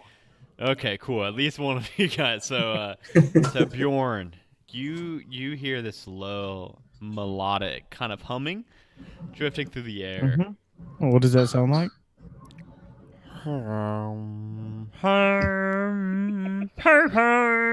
It's the Star Wars theme. Yeah, I was about to- And as you're kind of following this humming, it leads you to this gallery of sorts on the fourth floor where these yellow flowers and objects are all displayed prominently. 20 feet above, a male Bigfoot sits in a tangled knot of bent-over saplings. It looks kind of like a nest. And he holds a flower, which he extends towards this small, winged humanoid hovering right in front of him. And, Bjorn, you would know this to be a fairy. And as he holds out this yellow flower, the fairy takes a whiff of it, and then you see it kind of shudder a little bit and kind of like convulse, and then it hits the ground, seemingly dead. And then the Bigfoot kind of looks over at it, a little concerned, a little confused. But a moment later, it just goes right back to just swinging in its nest. It's kind of like a hammock of sorts. So the fairy's dead. Yeah, the little fairy smelled this yellow flower that he had and then died. So this Bigfoot isn't so nice. You don't know. Roll me an insight check, Bjorn, because Bjorn. Ooh. I say we stay away from these yellow flowers, though. Insight 19 plus 1. Dirty 20. A dirty 20. Bjorn, he didn't look like he did. When the fairy died, he seemed kind of concerned about it. But he seems to maybe have a short attention span or something and quickly kind of, left it alone. But he did seem concerned. So you don't think he did it, like, maliciously. How far away is he from me? About 30 feet from the wood line. He's in, like, I'm a going to clearing. walk over. I'm going to smack him on his forehead and point at the fairy. Did you do that? Did you do that? So as you start walking up to him, he just kind of glances over at you, and he just stays like in his hammock, watching you. And you keep approaching closer and closer and closer, and he's just watching you the whole time. And you smack him right in the face, and point at the fairy. It's my bad. It's actually a pixie, not just a fairy. Same thing. But yeah. And he kind of looks a little shocked at you, and then just kind of shrugs at the pixie, like. Now I'm going to smack him in the back of the head. I'm like, no. Roll up a newspaper and hit him in the snoot. I'm going to boop his snoot. Yeah, he comes to his feet now, and he's like, and he picks up a yellow flower and starts slowly extending his hand towards you. I smack his hand. He reaches to pick it back up after you knocked it out of his hand. I smack him in the back of the head again. Make me a nature check. Where's Oscar and where's the doctor at this moment? The doctor is kind of just chuckling at this whole exchange. Nature is -1. 15. 15. So you see these yellow plants that have this pink pollen. Ooh. And you see them kind of coating all kind of around his hammock on the floor. They're like growing from it. And now you actually see, now that you're close up on him, you see that he's actually got a few of them like stuck in his fur. Like his fur is kind of matted, and he's got a few of these flowers stuck into his fur. So I noticed that this is the same kind of pollen that was on the girl. Yeah. And then, do I have, since I'm a pirate, would I happen to have any kind of rum or something on me? I bet you would. All right, so I take my rum and I pour it on the pixie to get the pollen off. Yeah, it washes away the pollen, but much dead. like the dryad, yeah. I mean, it's dead. So, just a simple act of washing the pollen away isn't gonna, bring her back to life. So you just wasted that rum, man. I wasted a little bit, man. Just a little bit. The pixie, it's like that big. Yeah, it was like a shot, if that. So he's got these flowers like up in his fur. Yeah, so they're kind of growing around the hammock now too in the dirt, but you And also see them. This is the good guy. This is a good guy, yeah. I wonder if these plants are making him good, and if we get rid of these flowers, he's gonna become bad. And the bad guy just had a thorn, and he became good. It's gonna swap them. That'd be something, but maybe not. Usually, my instinct when I don't trust somebody, it's usually correct. And I don't trust this Bigfoot. You should see if he'll let us shave him.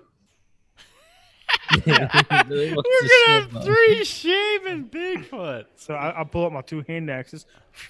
3 for 3 shave. Oh, and sorry, this was a squirrel, and I shouldn't have taken us out of the scene. But Dustin, you do have an advantage whenever you want to use it. I didn't know if you know that or not. Okay, continue. Sorry, guys. Sorry. So Bjorn was whipping out his hand axes. And I kind of twirl him.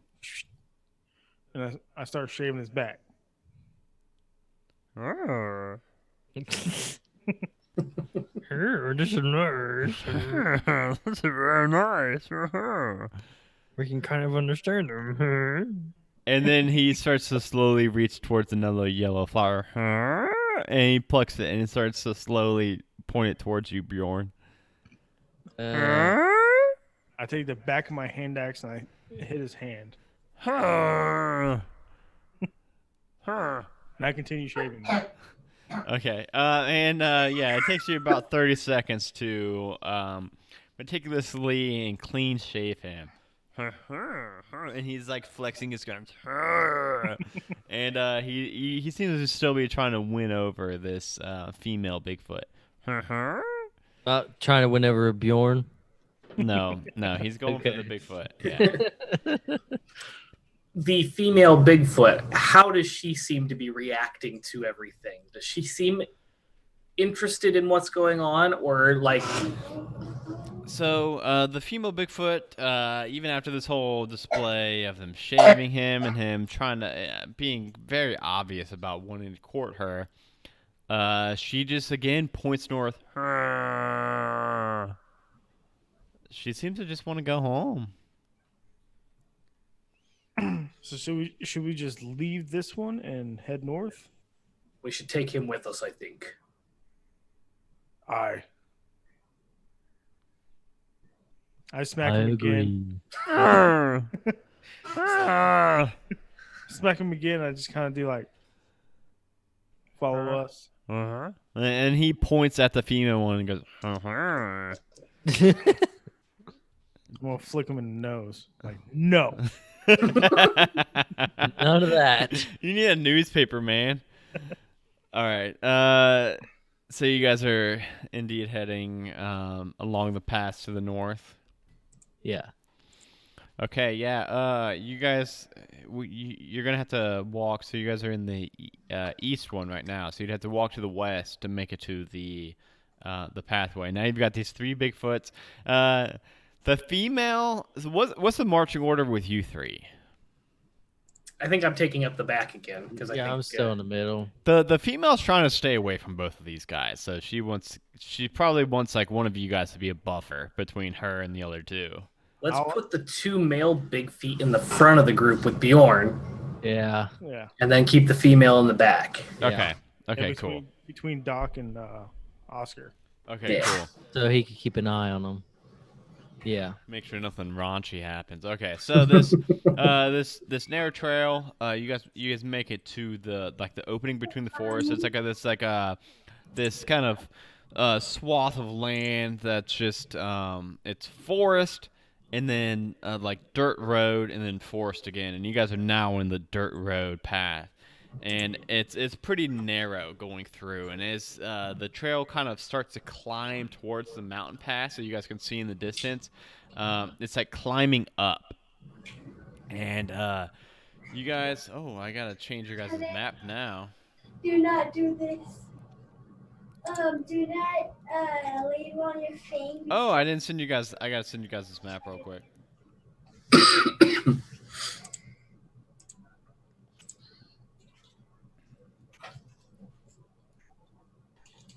Forgot about this. Sorry, guys. Oh, you guys have been chatting in I here. don't know where the USB. Yeah, man.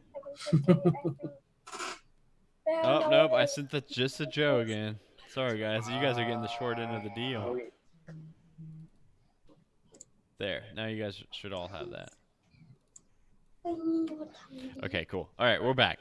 So I changed the map for the Twitch stream, so now everybody can see.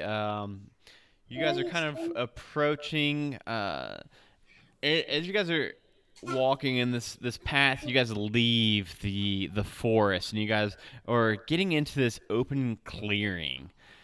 You guys see ahead of you, the forest gives way to rocky debris and a steep trail, wet with melting snow, and it ends at a narrow mountain pass. Sheer 100-foot tall faces rise up on either side, but there's a rough wooden palisade that has been built across the 15-foot wide gap with no visible doors. You see the bodies of the Baron, his 4 guards, his driver, and his 2 horses just in front of this palisade, this like wooden gate between the mountain. Not moving. I see dead people. Yeah, they do indeed appear to be dead.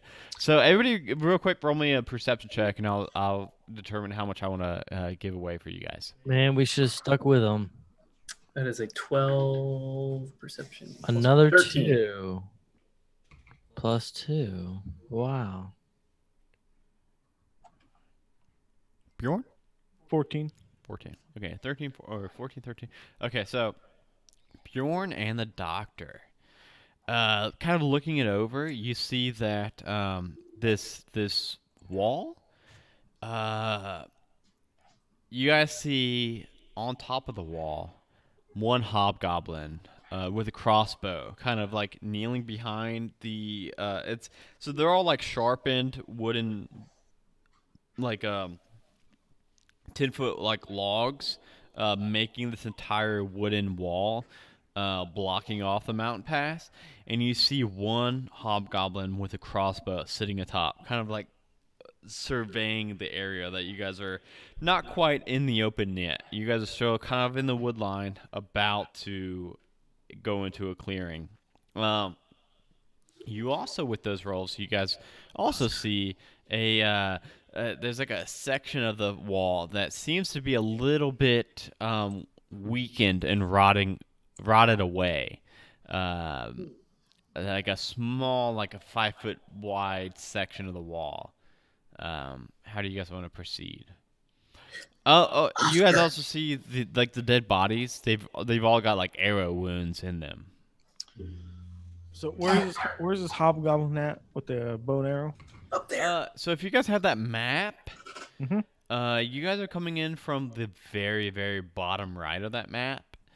And Okay. the mountains are on the right and the left, and then there's that pass that goes like through like the center, like that center corridor. And in that pass, where that little wall is, it's all walled off, and he is on top of the wall, kind of looking over in like your guys' direction. He doesn't seem to have seen you guys yet, but he's watching this area. Where are the bodies again? I'm sure you said, but They're all scattered. I don't think I did say. They're all scattered about like the main open clearing. They're scattered, so like they're closer to the wall. Before closer the wall. closer like a few of the guards, they're not in that same formation that you saw them in before. A few of them are closer to the wall, like they were rushing the wall. A few of them are back by the wagon. The Baron is actually like trying to, like, his body's like behind the wagon, like he was like trying to hide behind the wagon.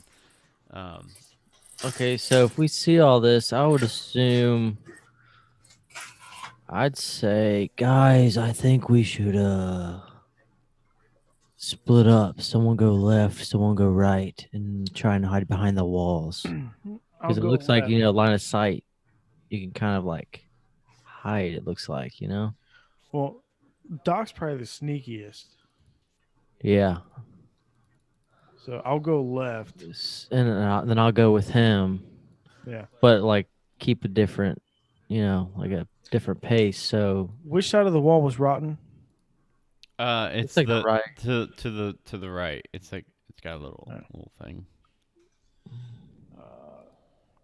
And you see the female Bigfoot point at the wall and say, quiet enough so that she doesn't alert everybody. But I'm gonna come up on the left. okay, so Bjorn's gonna go on the left, and What's you that see little X? those little like little Rocks? like shape. Yeah, they're like big rocks, like big like 6 foot tall rocks. The X? No, I don't see an X at all, man. The X on the left hand side, man. What? Oh no, go down like 6. Oh, the little tiny, I don't- yeah, I see the little Guys, tiny I don't know what that X is. I'm sorry, I don't know what that the X is. pirate sees X treasure. marks the spot. No, I mean below the X, lower down. The 3 symbols next to each other, those are like Yeah. all big, like 6 foot tall rocks. Is There's that where one we're big one at, to or the are we right. past that? You guys are from the bottom right, where it looks like little tree things. All right. Yeah, I'm gonna go to the left, behind the rocks, and up to the wall. And then us two will go to the right, try and hide behind the wall too. And we hug the wall up to the wall and try and sneak up to this dude, I guess. So real quick, everybody roll me a stealth check to get to the rocks first. Rocks. And I'm gonna be using Oh, nat 20 nat 20. So and you're rogue. So what is that? Plus plus 5, plus 5. 25. So it's gonna be against this one hobgoblin on the wall's perception check, which of course I've got a disadvantage with. I rolled Which a is- 13. Which is good because he rolled a 15. And then a 4. I got 14. Scott, Uncle Chainsaw is coming through for you guys tonight.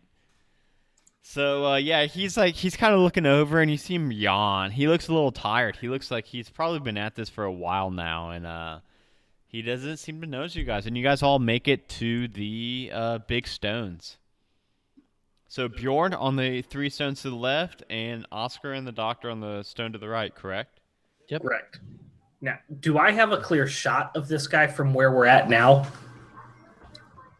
Let me. What is the range between where this rock is? It looks like it's 5, 5, 10, 15, 20, 25, 30, 35, 40, 45, What is that, 45, 50-ish? 50-ish? Yeah, about 50-ish, 50, 55, somewhere in there. Yep, Depending yep. on where he's at on the wall. Yeah, he's closer to that little weird section looking thing that pops out on it. So closer to the right side. Okay. So yeah, you're about 50 to 55 feet from him. I'm going to pull an arrow out of my quiver and knock it in my longbow and just kind of look over at Oscar. As he does that, I snap a twig. So the guy's looking my way. Okay. Good job. Let me roll for him a perception to see if he hears that twig. Yeah, I guess. I guess if you're like making it really loud, I'm trying to think because like this would be something that you would want him to happen. So like I'm thinking like his disadvantage wouldn't make a whole lot of sense. So you'd roll advantage to see if you heard it, because that'd be disadvantage.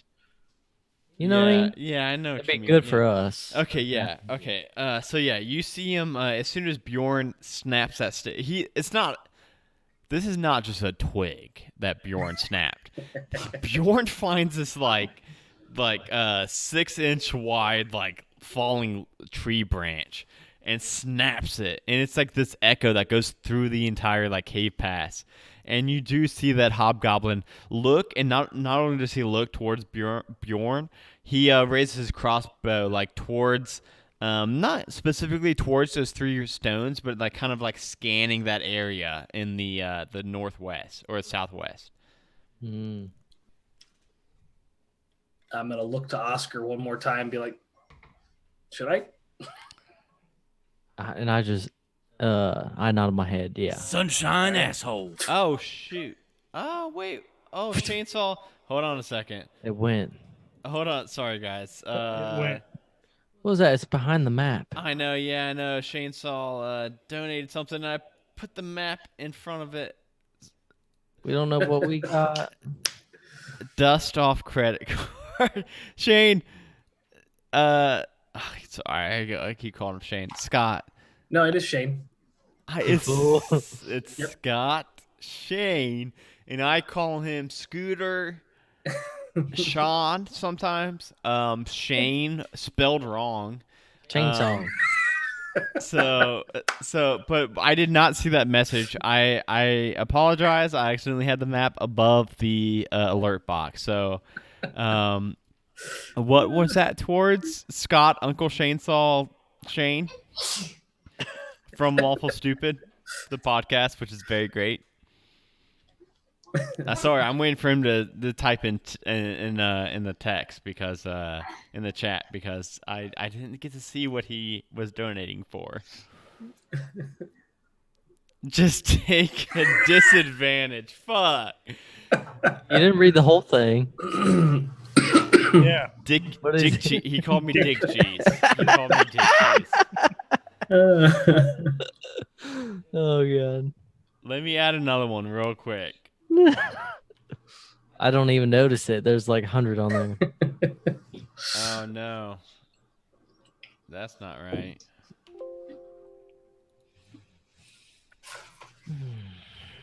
Sorry, guys. He said, what? Oh, yeah. He said it was advantage for someone else, but now I have to take a disadvantage for it. Scott, I don't know how long you've been watching because you have, I know you were working because I invited you to play tonight and you shot me down.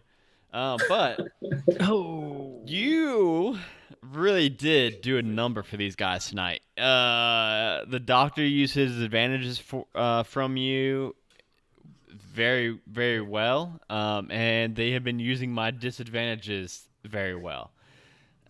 So he's pretty much carrying us tonight. yeah. So Scott, you are carrying these guys tonight. I'm pretty sure he doesn't want to be called Scott. No, well, his first name is Scott.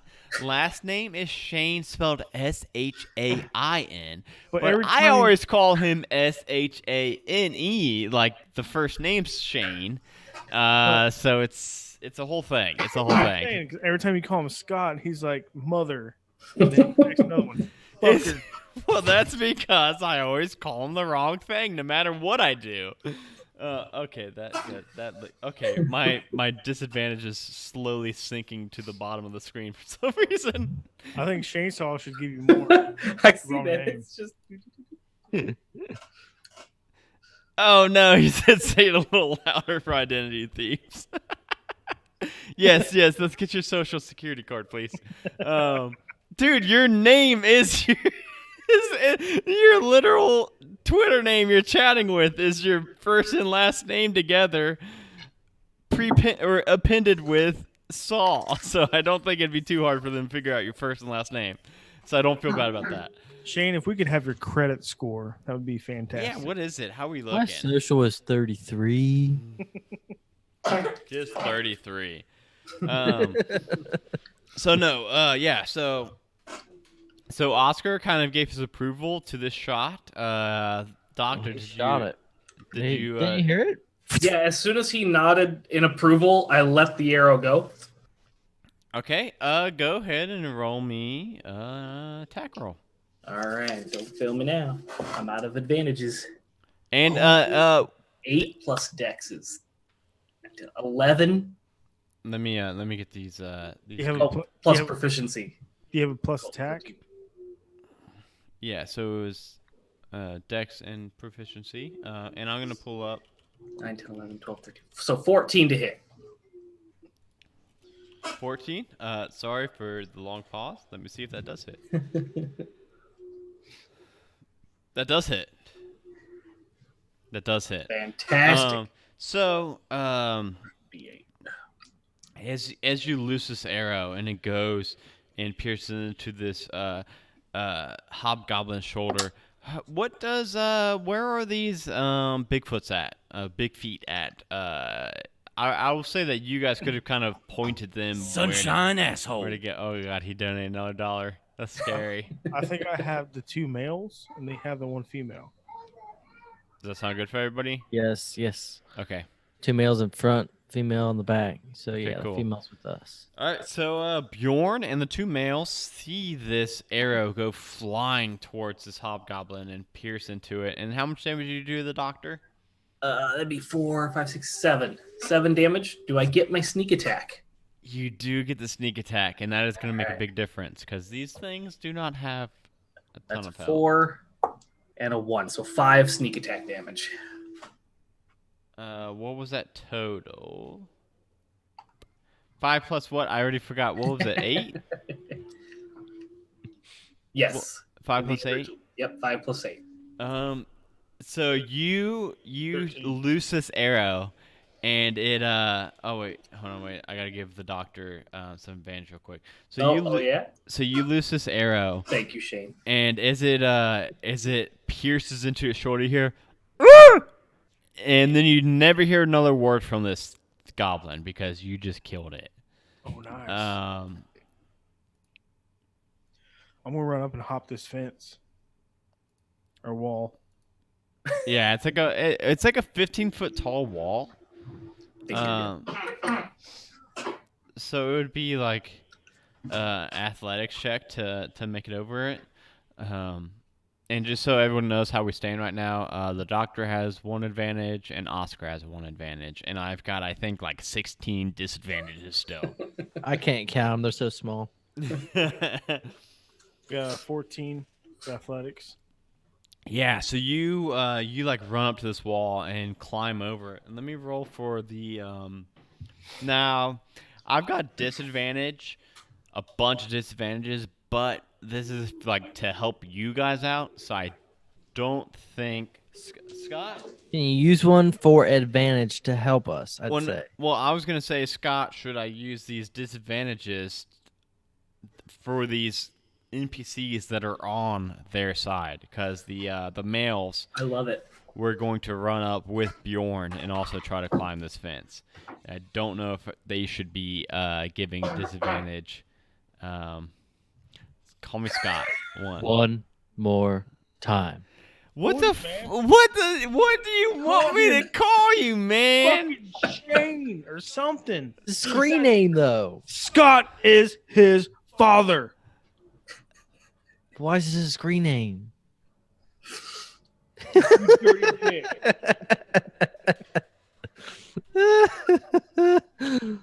Shane. Call him Shane. Like a chainsaw, man. You got the chain. You got. See, you but the pull thing start is, chainsaw. when I type Shane out, like in Discord or anything, I type out SHANE, like the name Shane, and he gets mad at that too. Well, his name is spelled SHAIN, man. I know. It's Sean with an I, man. Scott Chainsaw. That's what I usually call him. Scott Uncle Chainsaw. So anyway, Scott Uncle Chainsaw. Do you want me to use your disadvantages you granted me for these NPCs that are on their side? Because he's got 2 big feet that are going to try to scale the wall with Bjorn. 2 big feet. 2 big feet. Both No. big feet are Okay. They're So Bigfoot. no disadvantage for these big feet. So the nice Bigfoot rolled a 10 plus.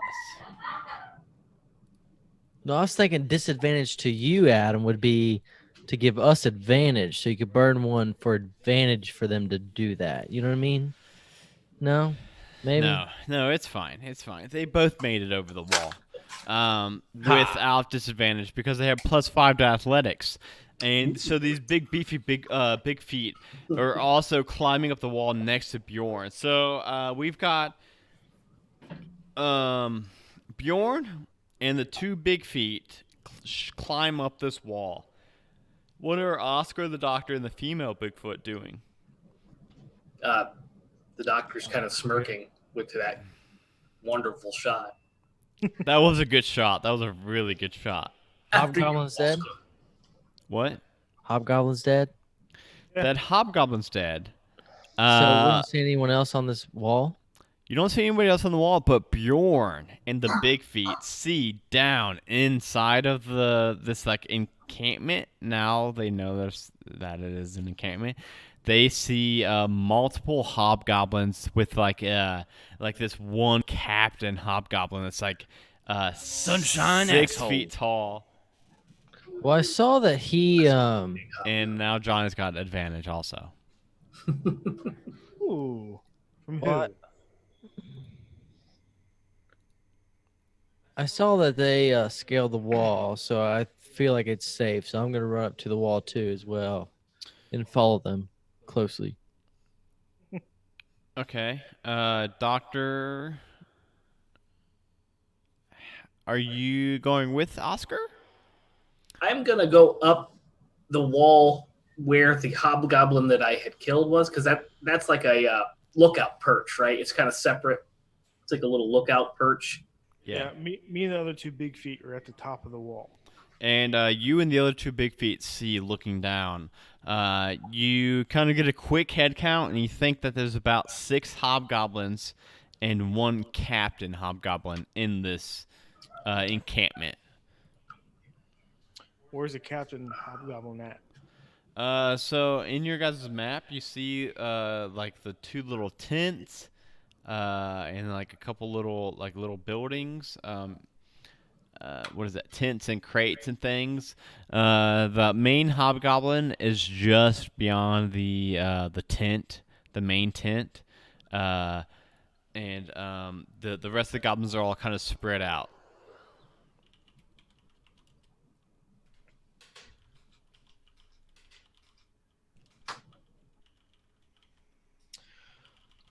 I'm thinking I'm barbarian enough to hop down and take on these hobgoblins. All right, so my only kind of question was if we're going to do. So we are going to have to do initiative, but I was going to try to see if where Oscar and the Doctor were going to start in this initiative. The doctor's. Oh, sorry. Go ahead. Like just where as soon as the initiative started, it started as soon as Bjorn and the 2 male big feet climbed over the wall and got to like the top of the wall, and then all the hobgoblins and the captain hobgoblin saw them. So I was gonna just try to get how far Oscar, the Doctor, and the female Bigfoot was from them. Gotcha. I think that would put me probably scaling the wall.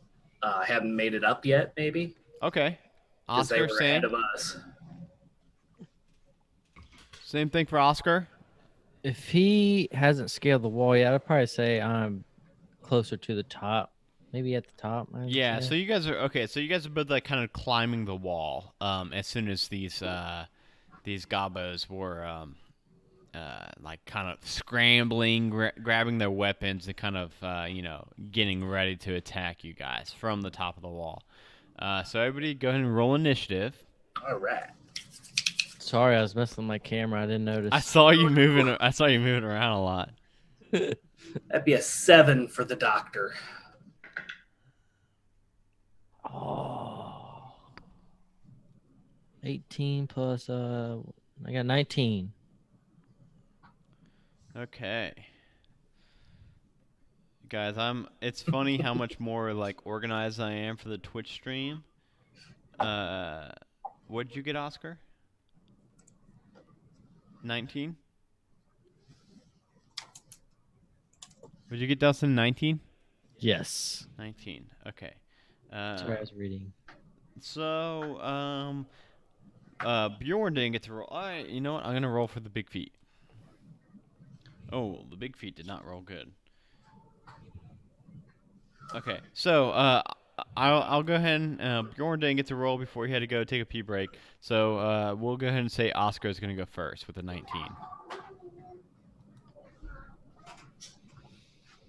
All right.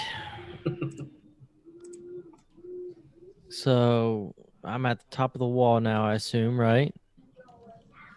And I see all these dudes. Yeah, we'll say that you have to use 10 feet of your movement to get to the top. Okay. How many do I see now? So you see, looking over the battlefield, you see 5 hobgoblins and 1 captain. And the captain's, he's got a little bit more decorated plate mail. He's a little bit bigger than the rest, and his, his. How far away is he? They're all about. They're all within like I'm counting. So I already posted the map, so I can't fudge these numbers. Yeah. He's like 35 feet, 30, 35. Whoops, actually. Guiding bolt. Guiding bolt. I got 17. What was that? 17 hit? Did you roll 17 total? Who are you hitting? Yes. Who are you hitting? The boss. Let me see if that hits the boss. Kind of hope so. That would hit a regular one, but let's see if it hits the boss. Shoot. 17 just hits the boss. Nice. So go ahead and roll your damage. All right. So I did a second level guiding bolt. That's 5d6 damage. I got a 5. A 2. A 4. You guys remembering all this? I'm not. I am not. 5, 2, 4, 4. 5, 2, 4, 4. And I got one more. 6. 5, 2, 4, 4, 6. 21. Damn. Nice. Oh man. Grown on chainsaw. That's so cute. That guy. I'm not just filling time right here. I'm actually doing like math and stuff. But that guy is. I hope he's not in here because I would never say this to his face. I love that guy. He's so nice. I'm just kidding. That's an Office reference. But no, he really is like one of like the most like he's like the doctor, like Joe here. Really likes to see Dungeons and Dragons just kind of flourish, no matter what kind of medium it is in. It's really awesome. Man, if you would have told me 2 years ago, I'd be doing this. Like, you're out of your damn mind. Yeah, I think I don't know if we've mentioned. Yeah, we literally started playing Dungeons and Dragons in April of 2017. So not even quite 2 years yet. And so it's pretty crazy where the time has taken us. But yeah, so as you hurl that ball of light at that captain, Oscar, it smashes into him. He's glowing now, so everyone's got advantage until the first person who attacks him has advantage. Yeah. But not only that, it's kind of like that radiant energy is kind of like burned him away, and he looks really, really bad. Next up is Johnny. I didn't have you roll advantage or your initiative yet. 19. So you go ahead. It's your turn now. How far away am I from the captain? So you are on top of this wall, a 15-foot high wall, and the captain's about 35 feet away. But there are also like other hobgoblins scattered about between you and him. I'm gonna take out the one closest to me. So you're like gonna like hop down from the fence and like run out the very first hobgoblin you can get to. Yep.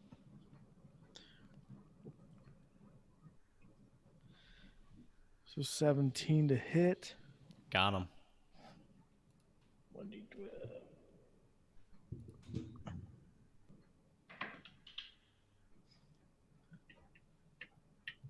6 damage. So and you've only got one attack right now, right? So Yeah. go ahead and describe your attack. He's still alive, but just so that we can get you to kind of describe how you attacked this hobgoblin. When I hopped down, I kind of went to not a prone position, but like a hero land, you know? Nice. When I came up, I grabbed my great axe and I just uppercut him under the chin. Okay. Then you hop on the hobgoblin. Not this time. So guys, I'm sorry. Did I say 5 or 6 hobgoblins besides the captain? This is 4. I want to say 6, but I'll take 4. You said 6, I believe. Okay, cool. I thought I said 6, but okay. So that one that you hit, Bjorn, looks really fucking bad already. Next up is the captain. So the captain is going to. He really only see. Actually, wait a second. Did I roll for BF? What the fuck is BF? Bigfoot. Okay. I was looking at my sheet like, what is BF? Bigfoot. Bigfoot rolled really fucking bad, so they get to go last. So no, the captain is actually going to. The captain's looking pretty bad. And he's pretty mad at Oscar for shooting this ball of light at him. So Whatever. the captain's gonna throw a javelin at Oscar with disadvantage 5. He probably doesn't need disadvantage, but a 5 and a 13. But I'm trying to work through these disadvantages. So he's still pretty like burned up and hurt from this guiding bolt. So he hurls this javelin and just goes way above Oscar's head. And is now captain. Where's the doctor? Doctor got a 7. So now it is the hobgoblin's turn. So the hobgoblins are kind of gonna run up and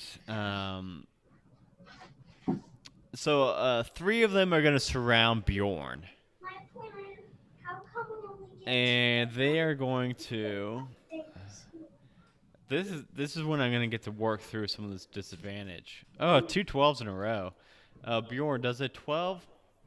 Does a 15 hit Bjorn? I think it does. I think you said you got a 13. I can't click it. Click it. Just click it.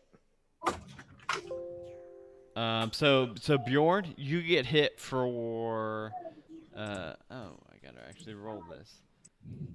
5 slashing damage as one of the hobgoblins charges at you and slams his scimitar down on you. And then that one's not gonna hit you. And then one of them also runs up at you and just straight like swings his scimitar at you, and you just duck right under it. And then a third one's going to run up at you, and also he takes a swipe like at your like midsection, and you like in a cartoon kind of duck like lean forward a little bit and back up a little bit, and it just goes and just like cuts off a couple like your belly hairs. The other 3 are going to run towards the wall and start climbing the wall. And then it is the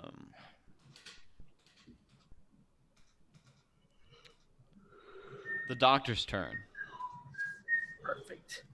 I'm going to use my movement to finish climbing up the wall and kind of find a good position on the lookout.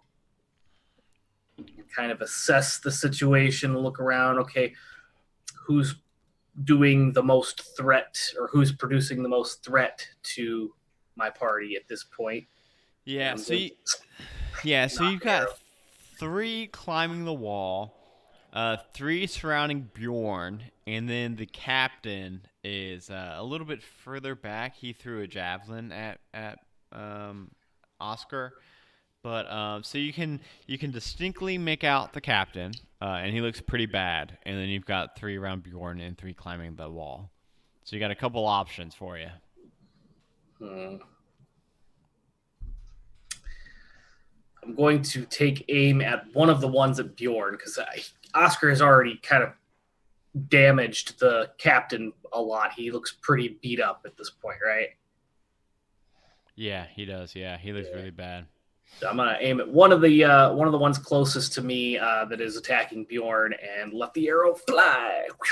All right, yeah, and you'll have a sneak attack on that because Bjorn's up on him.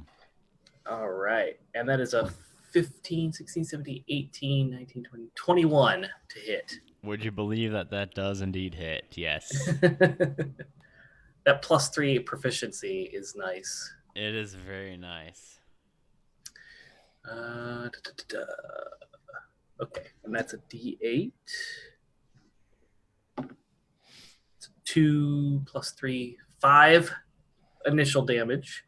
And then the sneak attack is a 2d6. That's a 6 and a 2. So 8. So 8 for the sneak attack. Yeah, you want to describe that one? Take aim and just let the arrow fly and Let her fly. right through the between the eyes. So yeah, it was like the one. So they're kind of like in like a Nice. triangle around Bjorn right now, and the one like kind of on the far side, facing Bjorn and facing the wall.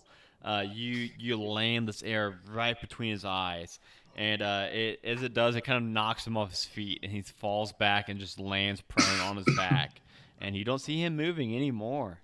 And it is now Big Feet's turn. Oh, cool! I get to have some fun now. All the big feats. All 3 Big Feet. I just rolled 1 for all 3 Big Feets. So let me get the Big Feets pulled up. So the Big Feets, they're not climbing the wall. They jump over the wall. And they run into this fray, and they see their buddy Bjorn kind of being surrounded. And you see one of them run up to one of the hobgoblins next to Bjorn, and you see it kick at that hobgoblin. But that hobgoblin raises his shield, and he just kind of kicks against the shield. And then you see that was one of the male hobgoblins, or male Big Feet. And then you see the other male Bigfoot run up to the remaining hobgoblin on his on Bjorn, and you see this one slam down one of his fists. And he smashes into the cheek of this hobgoblin. And then he raises his right hook and smashes against the right cheek of this hobgoblin. And it goes flying like 5 feet back. And it slams into the snow and skids a couple feet. And it doesn't move anymore. And then you see the female bugbear run up to the last remaining hobgoblin on Bjorn, and you see her run up, and she grabs up against the hobgoblin and squeezes and squeezes, and you see his like eyes start to like pop out a little bit, And he's still alive, but she's still grabbing onto it. She's still holding it real tight.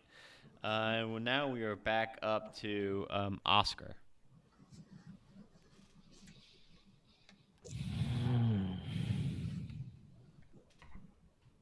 So Oscar, you've got the captain, still alive, looks really Still bad. really bad. You've got 3 climbing the wall towards you and the doctor, and you've got the female Bigfoot has got one like squeezing. She's like trying to pop it currently. How close are the 3 climbing us? They're like 5 feet from the top of the wall. They're very close. So 5 feet from me. Yes, yeah. I'm gonna do my word of radiance. Oh, cool. And To I've do got enough con disadvantages for save. all 3 of them, so I'm gonna do them like one at a time, like roll and then disadvantage. 17 with disadvantage of 5. 6. I don't think, but I'm gonna go ahead, a 6 and a 7. A 3. They all 3 fail. But I got to burn 3 disadvantages, so I'm happy. They with all that. take 3 damage. All right, Not too good, but yeah, it's something. Yeah, let me go and delete 3 of these disadvantages real quick. Oh, cancel that. I almost deleted all of them.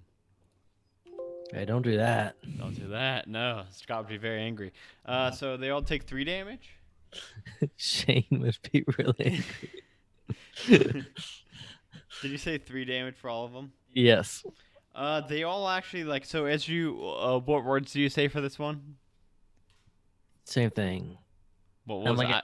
Oh my god. And this bright light bursts from you, and the doctor kind of shields his eyes, and then the other 3 hobgoblins that are climbing up, this light kind of overtakes them, and you can see that it kind of like starts to like burn their skin a little bit, and they actually all fall from the wall and take.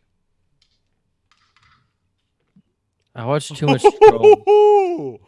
Oh man, that was good. So that you see them all fall from the wall, and they all hit with like this sickening crunch, and they all look really, really, really bad as they hit the floor. Next up is Bjorn. So Bjorn, you've got the one that the female Bigfoot is grappling in front of you, and then the captain, and then 3 that just fell from the wall and look really hurt. How far am I from the captain? Like 15 feet. All right. I'm going to run up to the captain and hit him.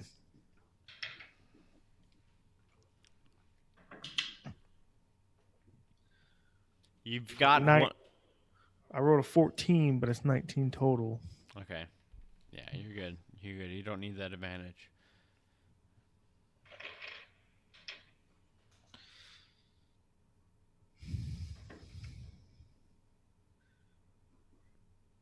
$11 damage. You want to describe it? So as I run up to the captain, I have my great axe in both hands, and I sweep from the ground up, cutting him in half. Nice. Yeah, and actually, I forgot. You actually, I believe, were supposed to have advantage since you were the next person to attack him, and he was so glowing. But you don't. I'm gonna go ahead and say, spoiler alert, you didn't need it. Yeah, you dropped him. You killed him. I'm gonna save that for later. Yeah, you split him in twain, and Oscar, you just went, and then Bjorn. Next is the not captain's dead. So next is the so the 3 that are climbing the wall. The one that is being bear hugged is gonna try to like break free from the scrapple and try to free himself. Okay, I was gonna use a disadvantage. I'm gonna save Scott his $1 Scott Uncle Chainsaw, his $1 because I rolled a natural 1. So I'm not even going to take a disadvantage away because that's as low as I can roll. So that one is still kind of wrapped up in this female Bigfoot's grasp.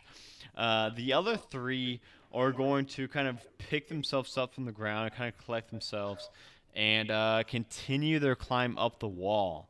And they actually do make it up onto the wall. And 2 of them are going to take swipes at Oscar for, his big ward of radiance that just almost killed them. And then one's going to take a swipe at the doctor. So they have got...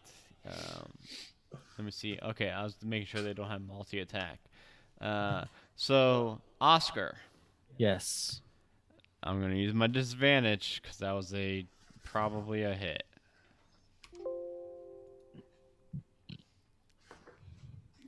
It might still be a hit. Does a 16 hit you, Oscar?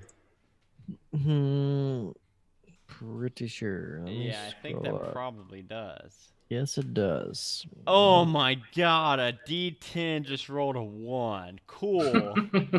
That's what you get. Wait, okay. Is this So I take a damage? You take 1 fucking damage. That's... Ouch, man. Ouch. But then the other one next to you might also hit. Does 11 hit you? 11 does not touch me. So we're gonna say that the first one just he takes a swing at you and kind of accidentally hits you with the blunt end of his sword, and that's how it only does 1 damage. And his buddy's like, "Oh crap!" The other one actually tries to poke at you with it, and you swat it away with your hand. And then for the doctor, Yes. So that one, he's kind of distracted, looking over at his buddies attacking Oscar, and he swipes straight up and down at you, and you sidestep it, and easily it goes way wide. So it's now the Big Feet's turn. So the one that's the female that's currently grappling the one hobgoblin is gonna squeeze real tight, and as she does, you hear this sickening crunch sound, and then you see her just release her hands and drop that hobgoblin to the floor. And then you see the other 2 jump on top of the wall, and you see one kick. He rears back and he kicks one of the hobgoblins off of the wall, and as it goes flying, and it lands near Bjorn, and it hits the ground, and you don't see him move again. And then the other one, you see him go to punch the other hobgoblin, and he connects square in his cheek, and he sends him flying from the wall. And then that one you also see does not move again. And I think that I've got that marked down as that was everybody. Good show, my friends. Yeah. Good job, everyone.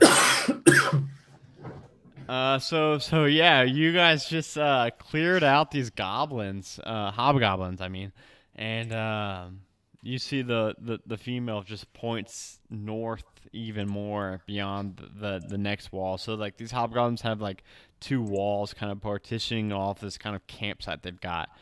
And she goes, and We're trying to escort her through that second wall.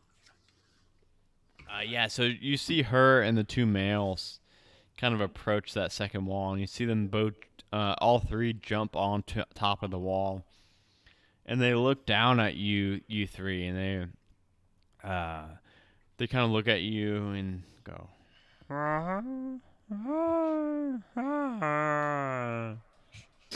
sorry, this would be a lot more fun if somebody had comprehend languages or speak with animals or something, but and they all 3 give you 2 thumbs up, so you get 6 thumbs up. After I said that to him. Yeah, that's when you get the 6 thumbs up. And they all three give you like the princess wave. Go in peace, my friends. So we're all good, but our what was it, a mayor or something? The He, Baron. died. The The Baron. Oh, the Baron. Baron's dead as hell. Yeah. I can't res him. Level 3 robot, battle robot. Can I res him? You would have had to been to him within a minute, I believe. Oh yeah, I do have what is that? Do you have Resurrect? I think Not resurrect, but I have Revivify? Revivify. Yes, I think that you need to be within 1 minute. And when you guys got there, they were dead for more than a minute. Yeah. It says you touch a living creature that has 0 hit points, and they die out within like a minute, right? When they're dead, they do the death saves, right? Minute. Yeah. Dying. But you guys remember that your mission was to investigate these strange creatures that have been seen around the town. And we did that. And just But Baron died. But your mission was not to protect the Baron, though. So, I mean, he was kind of a dick anyway. Yeah, he was written to be a bit of a dick. So, it's not dick cheese at that. A dick cheese. Somebody called me a dick cheese, I think, in the chat. I believe Shane Saul. I believe Shane Saul did. Fuck. God, So why do I love that guy so much? Ups? You know what? Spoiler alert, I do think I'm going to level you guys up to level 4 after this one. Not 2 level ups. No, you will not get 2 levels up, no. You see the 3 big feet hop off into the and they have an impressive jump as you see them jump over the wall and go back to what you would presume to be their homeland. And you guys all, I mean, you've completed your quest. You head back to the Adventurers Guild to collect your loot. And as you guys make the a 6-hour journey. So it's gonna be late into the night when you guys approach Ravens Point and approach the Adventurers Guild. And as you guys make it into the lobby, Benny, you see him kind of slumped over on his hand, and he seems to be asleep at the moment. He's passed out. I say we just hand him the quest info and just let him keep sleeping. Penny, wake up! Benny. Oh, hey guys. We have completed the mission. What was it? No idea. Sasquatches? We didn't find anything. Everything's safe. The Baron was the cause of the problem the whole time, but he's dead. Oh, I would not have guessed that. I would have guessed Sasquatches. That was my guess, and I actually had 3 gold in the pool for Sasquatches, so that's kind of disheartening that I just lost that 3 gold, but it's all good. Do we actually get the Baron's gold because we took him off the map for you? Well, no, I didn't. I didn't want you guys to kill the Baron. But he was bad. Well, thank you then, I guess, for killing him if he was very bad. But no, here's your 100 gold bounty. And he gives you guys each 100 gold. Okay, guys, I honestly, the only reason I'm even here is to wait up for you guys. I know that you guys are here. I have got to get to bed. And he kind of looks over at his wrist, and he's like, guys, it is 4 in the goddamn morning. I've got to go to bed now. He's got a Rolex on. And you see, you see him gather a couple of papers, and he turns and walks towards the back room of the will you guys lock up on your way out, please? Sure. So is that canon now? He's got some kind of watch. He's got a watch. He's got something on his wrist that he apparently told him time. So that's canon for the podcast. It's canon for the Twitch stream. Yes, it's canon. Even a little sundial on his wrist. Sun not. He's got something. There's no sun up, but he can see this time on a sundial. Something that's enchanted or something. Somehow he can tell the time on his wrist. It's canon now. Doctor's gonna pull out 10 gold or 20 gold, and he's gonna hand 10 gold to Bjorn and 10 gold to Oscar. Ooh. He's gonna reach out and shake each of your hands and say, "Thank you for helping my daughter." Oh, you're welcome. It's no problem. We're glad to help. Glad to help. I So must return to the orphanage now, so I will bid you adieu. But any time you need assistance, you find me. that's all. Thank you for doing that, Joe, because I did message Joe. So now that we've kind of wrapped for the night, I did message Joe, but I did not really give him the moment to kind of explain why he was with you two. So I kind of had it, like in lore, the reason he was joining you two on this mission, even though he's not really part of the T team. He was joining you guys to kind of repay you for your help in bringing his daughter to safety. And I messaged him that at the beginning, and I never gave him the platform to explain why he was with you guys. So thank you, Joe. You did an excellent job. So now that we wrap for the night, let's go ahead and Johnny and Dustin both. Johnny, you got anything you want to plug, man? I don't. Sure. Guitars, man. Well, yeah. Plug them up. You play them. My guitars, I play a Washburn and Ibanez. But I would like to also plug these awesome trays that Ironclaw makes. This is Those look familiar. This is the Ted Spring edition. Spring edition. It's all burnt up, It's all nice looking. It looks that didn't look too good on the video, but god damn, those things look. I'll do the dice box. Ooh. Nice. Yeah. I did imagine. So Dustin, that looks kind of weird because it's green, and I've got the green. Oh, does it? Oh, yeah. I've got the green screen thing on there. Yeah, I did imagine that Dustin would be plugging his Etsy shop.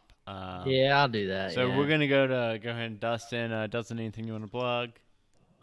Yeah, I'll plug my Etsy shop. What is it? Etsy.com/shop/Ironclaw Relics. I sell dice box, dice trays, wands, and I think I got one staff left on there. And so, guys, everybody who has ever given him any feedback in person or online has said, you need to raise your fucking prices. I did. I haven't had any dice tray orders after I did that. So I don't know. Boy, you raised it like a day or two ago. But no, they are exquisite dice trays, and yeah, they definitely are worth more than he's selling them for. So buy them before he raises them even more, because right now he's kind of making them for fun and selling them. And I'm also doing giveaways on my warp trays. I got 6 left, so I'm gonna do 3 more on Twitter and 3 more on Instagram. Yeah, so if you want to follow me, they're both at Ironclaw Relics. Yeah, so he made like 10 trays before we went on vacation for like 10 days. And when he came back, they were sitting in the garage, and somehow these 10 trays, they were the only 10 trays that ever happened to. They got a slight warp in them. And he didn't feel good selling them like that. So he started a Warp Tray Wednesday. So every Wednesday for the next 7 weeks. 6 now. 6 weeks now, because he's done 4. He's been giving them away. So follow, and he alternates between Instagram and Twitter. So follow him on Instagram and Twitter. And Dwayne from Lawful Stupid 11. Well, no. Devin aka Atlas from Lawful Stupid. Hopefully 1. he got it by now. And he actually gifted it to his DM. That's a good player, you guys. That was a good player. He gave his dungeon master something out of the kindness of his heart. No, Devin. I saw on Twitter one time the DM actually made someone like a big old like 3-course meal dinner type thing for their. Yeah. No, What the hell has our DM ever done for us? no. Besides nerf us. And he prints us some besides mini. craft you guys this beautiful, beautiful world. No, Devin. Devin, aka Atlas from Lawful Stupid, is honestly like one of the nicest guy I've ever met in the world. And he like it's insane how nice he is. Like I don't know. It's ridiculous. But yes, definitely follow him at Ironclaw Relics on Instagram and Twitter for those dice tray giveaways. And then Joe, I'm sure you got a couple things to plug, right, man? I mean, check out Dralicon.com. One Shot Onslaught will be there. Lawful Stupid will be there. Roll Like a Girl will be there. Chasm Quest. We've got all kinds of podcast groups. Is it North by Northwest will be there. Yes. Oh man, there's so many people. A lot of people. D&D Grandma's gonna be. D&D Grandma's gonna be there. So many people. What D&D grandmas? Joe. Yep. Whoa, Dustin, you haven't heard of D&D Grandma? Oh my God, Dustin. No. Okay, so we're not gonna. This would be a whole conversation. We're gonna table that. No. So pretty much, guys, Dralicon. Check out Dralicon.com. Joe, how'd you get so many people to go to Dralicon, Joe? I mean, it's insane. The D&D community is a unique community.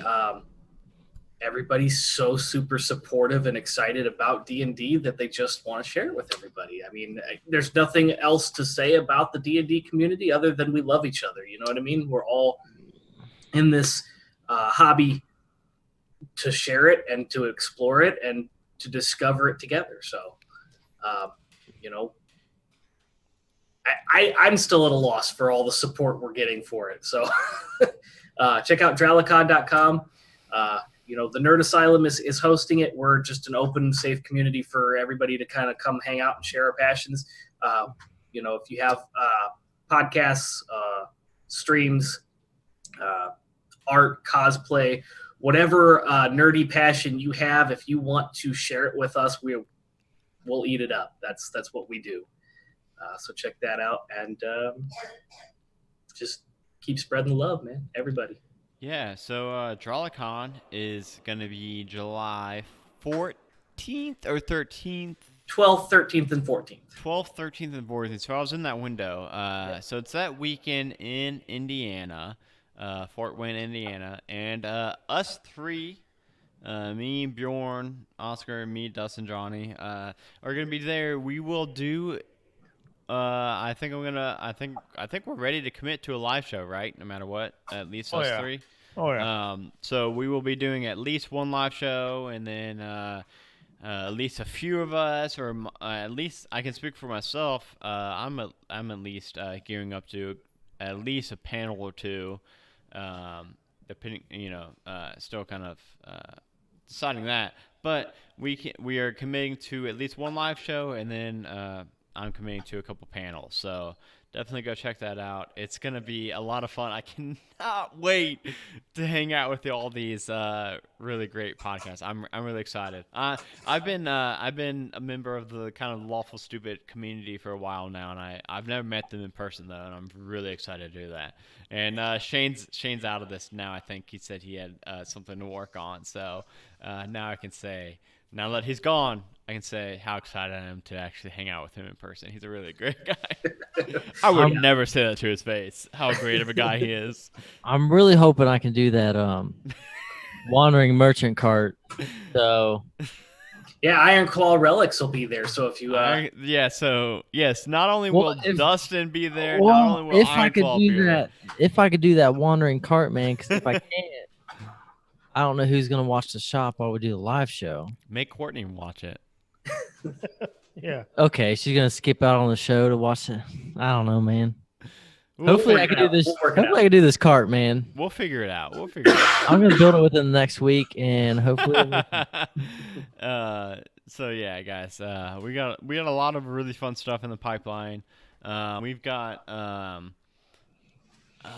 new podcast spinning up soon. If you don't yet, go and subscribe to One Shot Onslaught, the podcast where we release every Monday a one shot that you can drop in at any episode. You don't have to be all caught up on our catalog, which is one thing that we like to do different.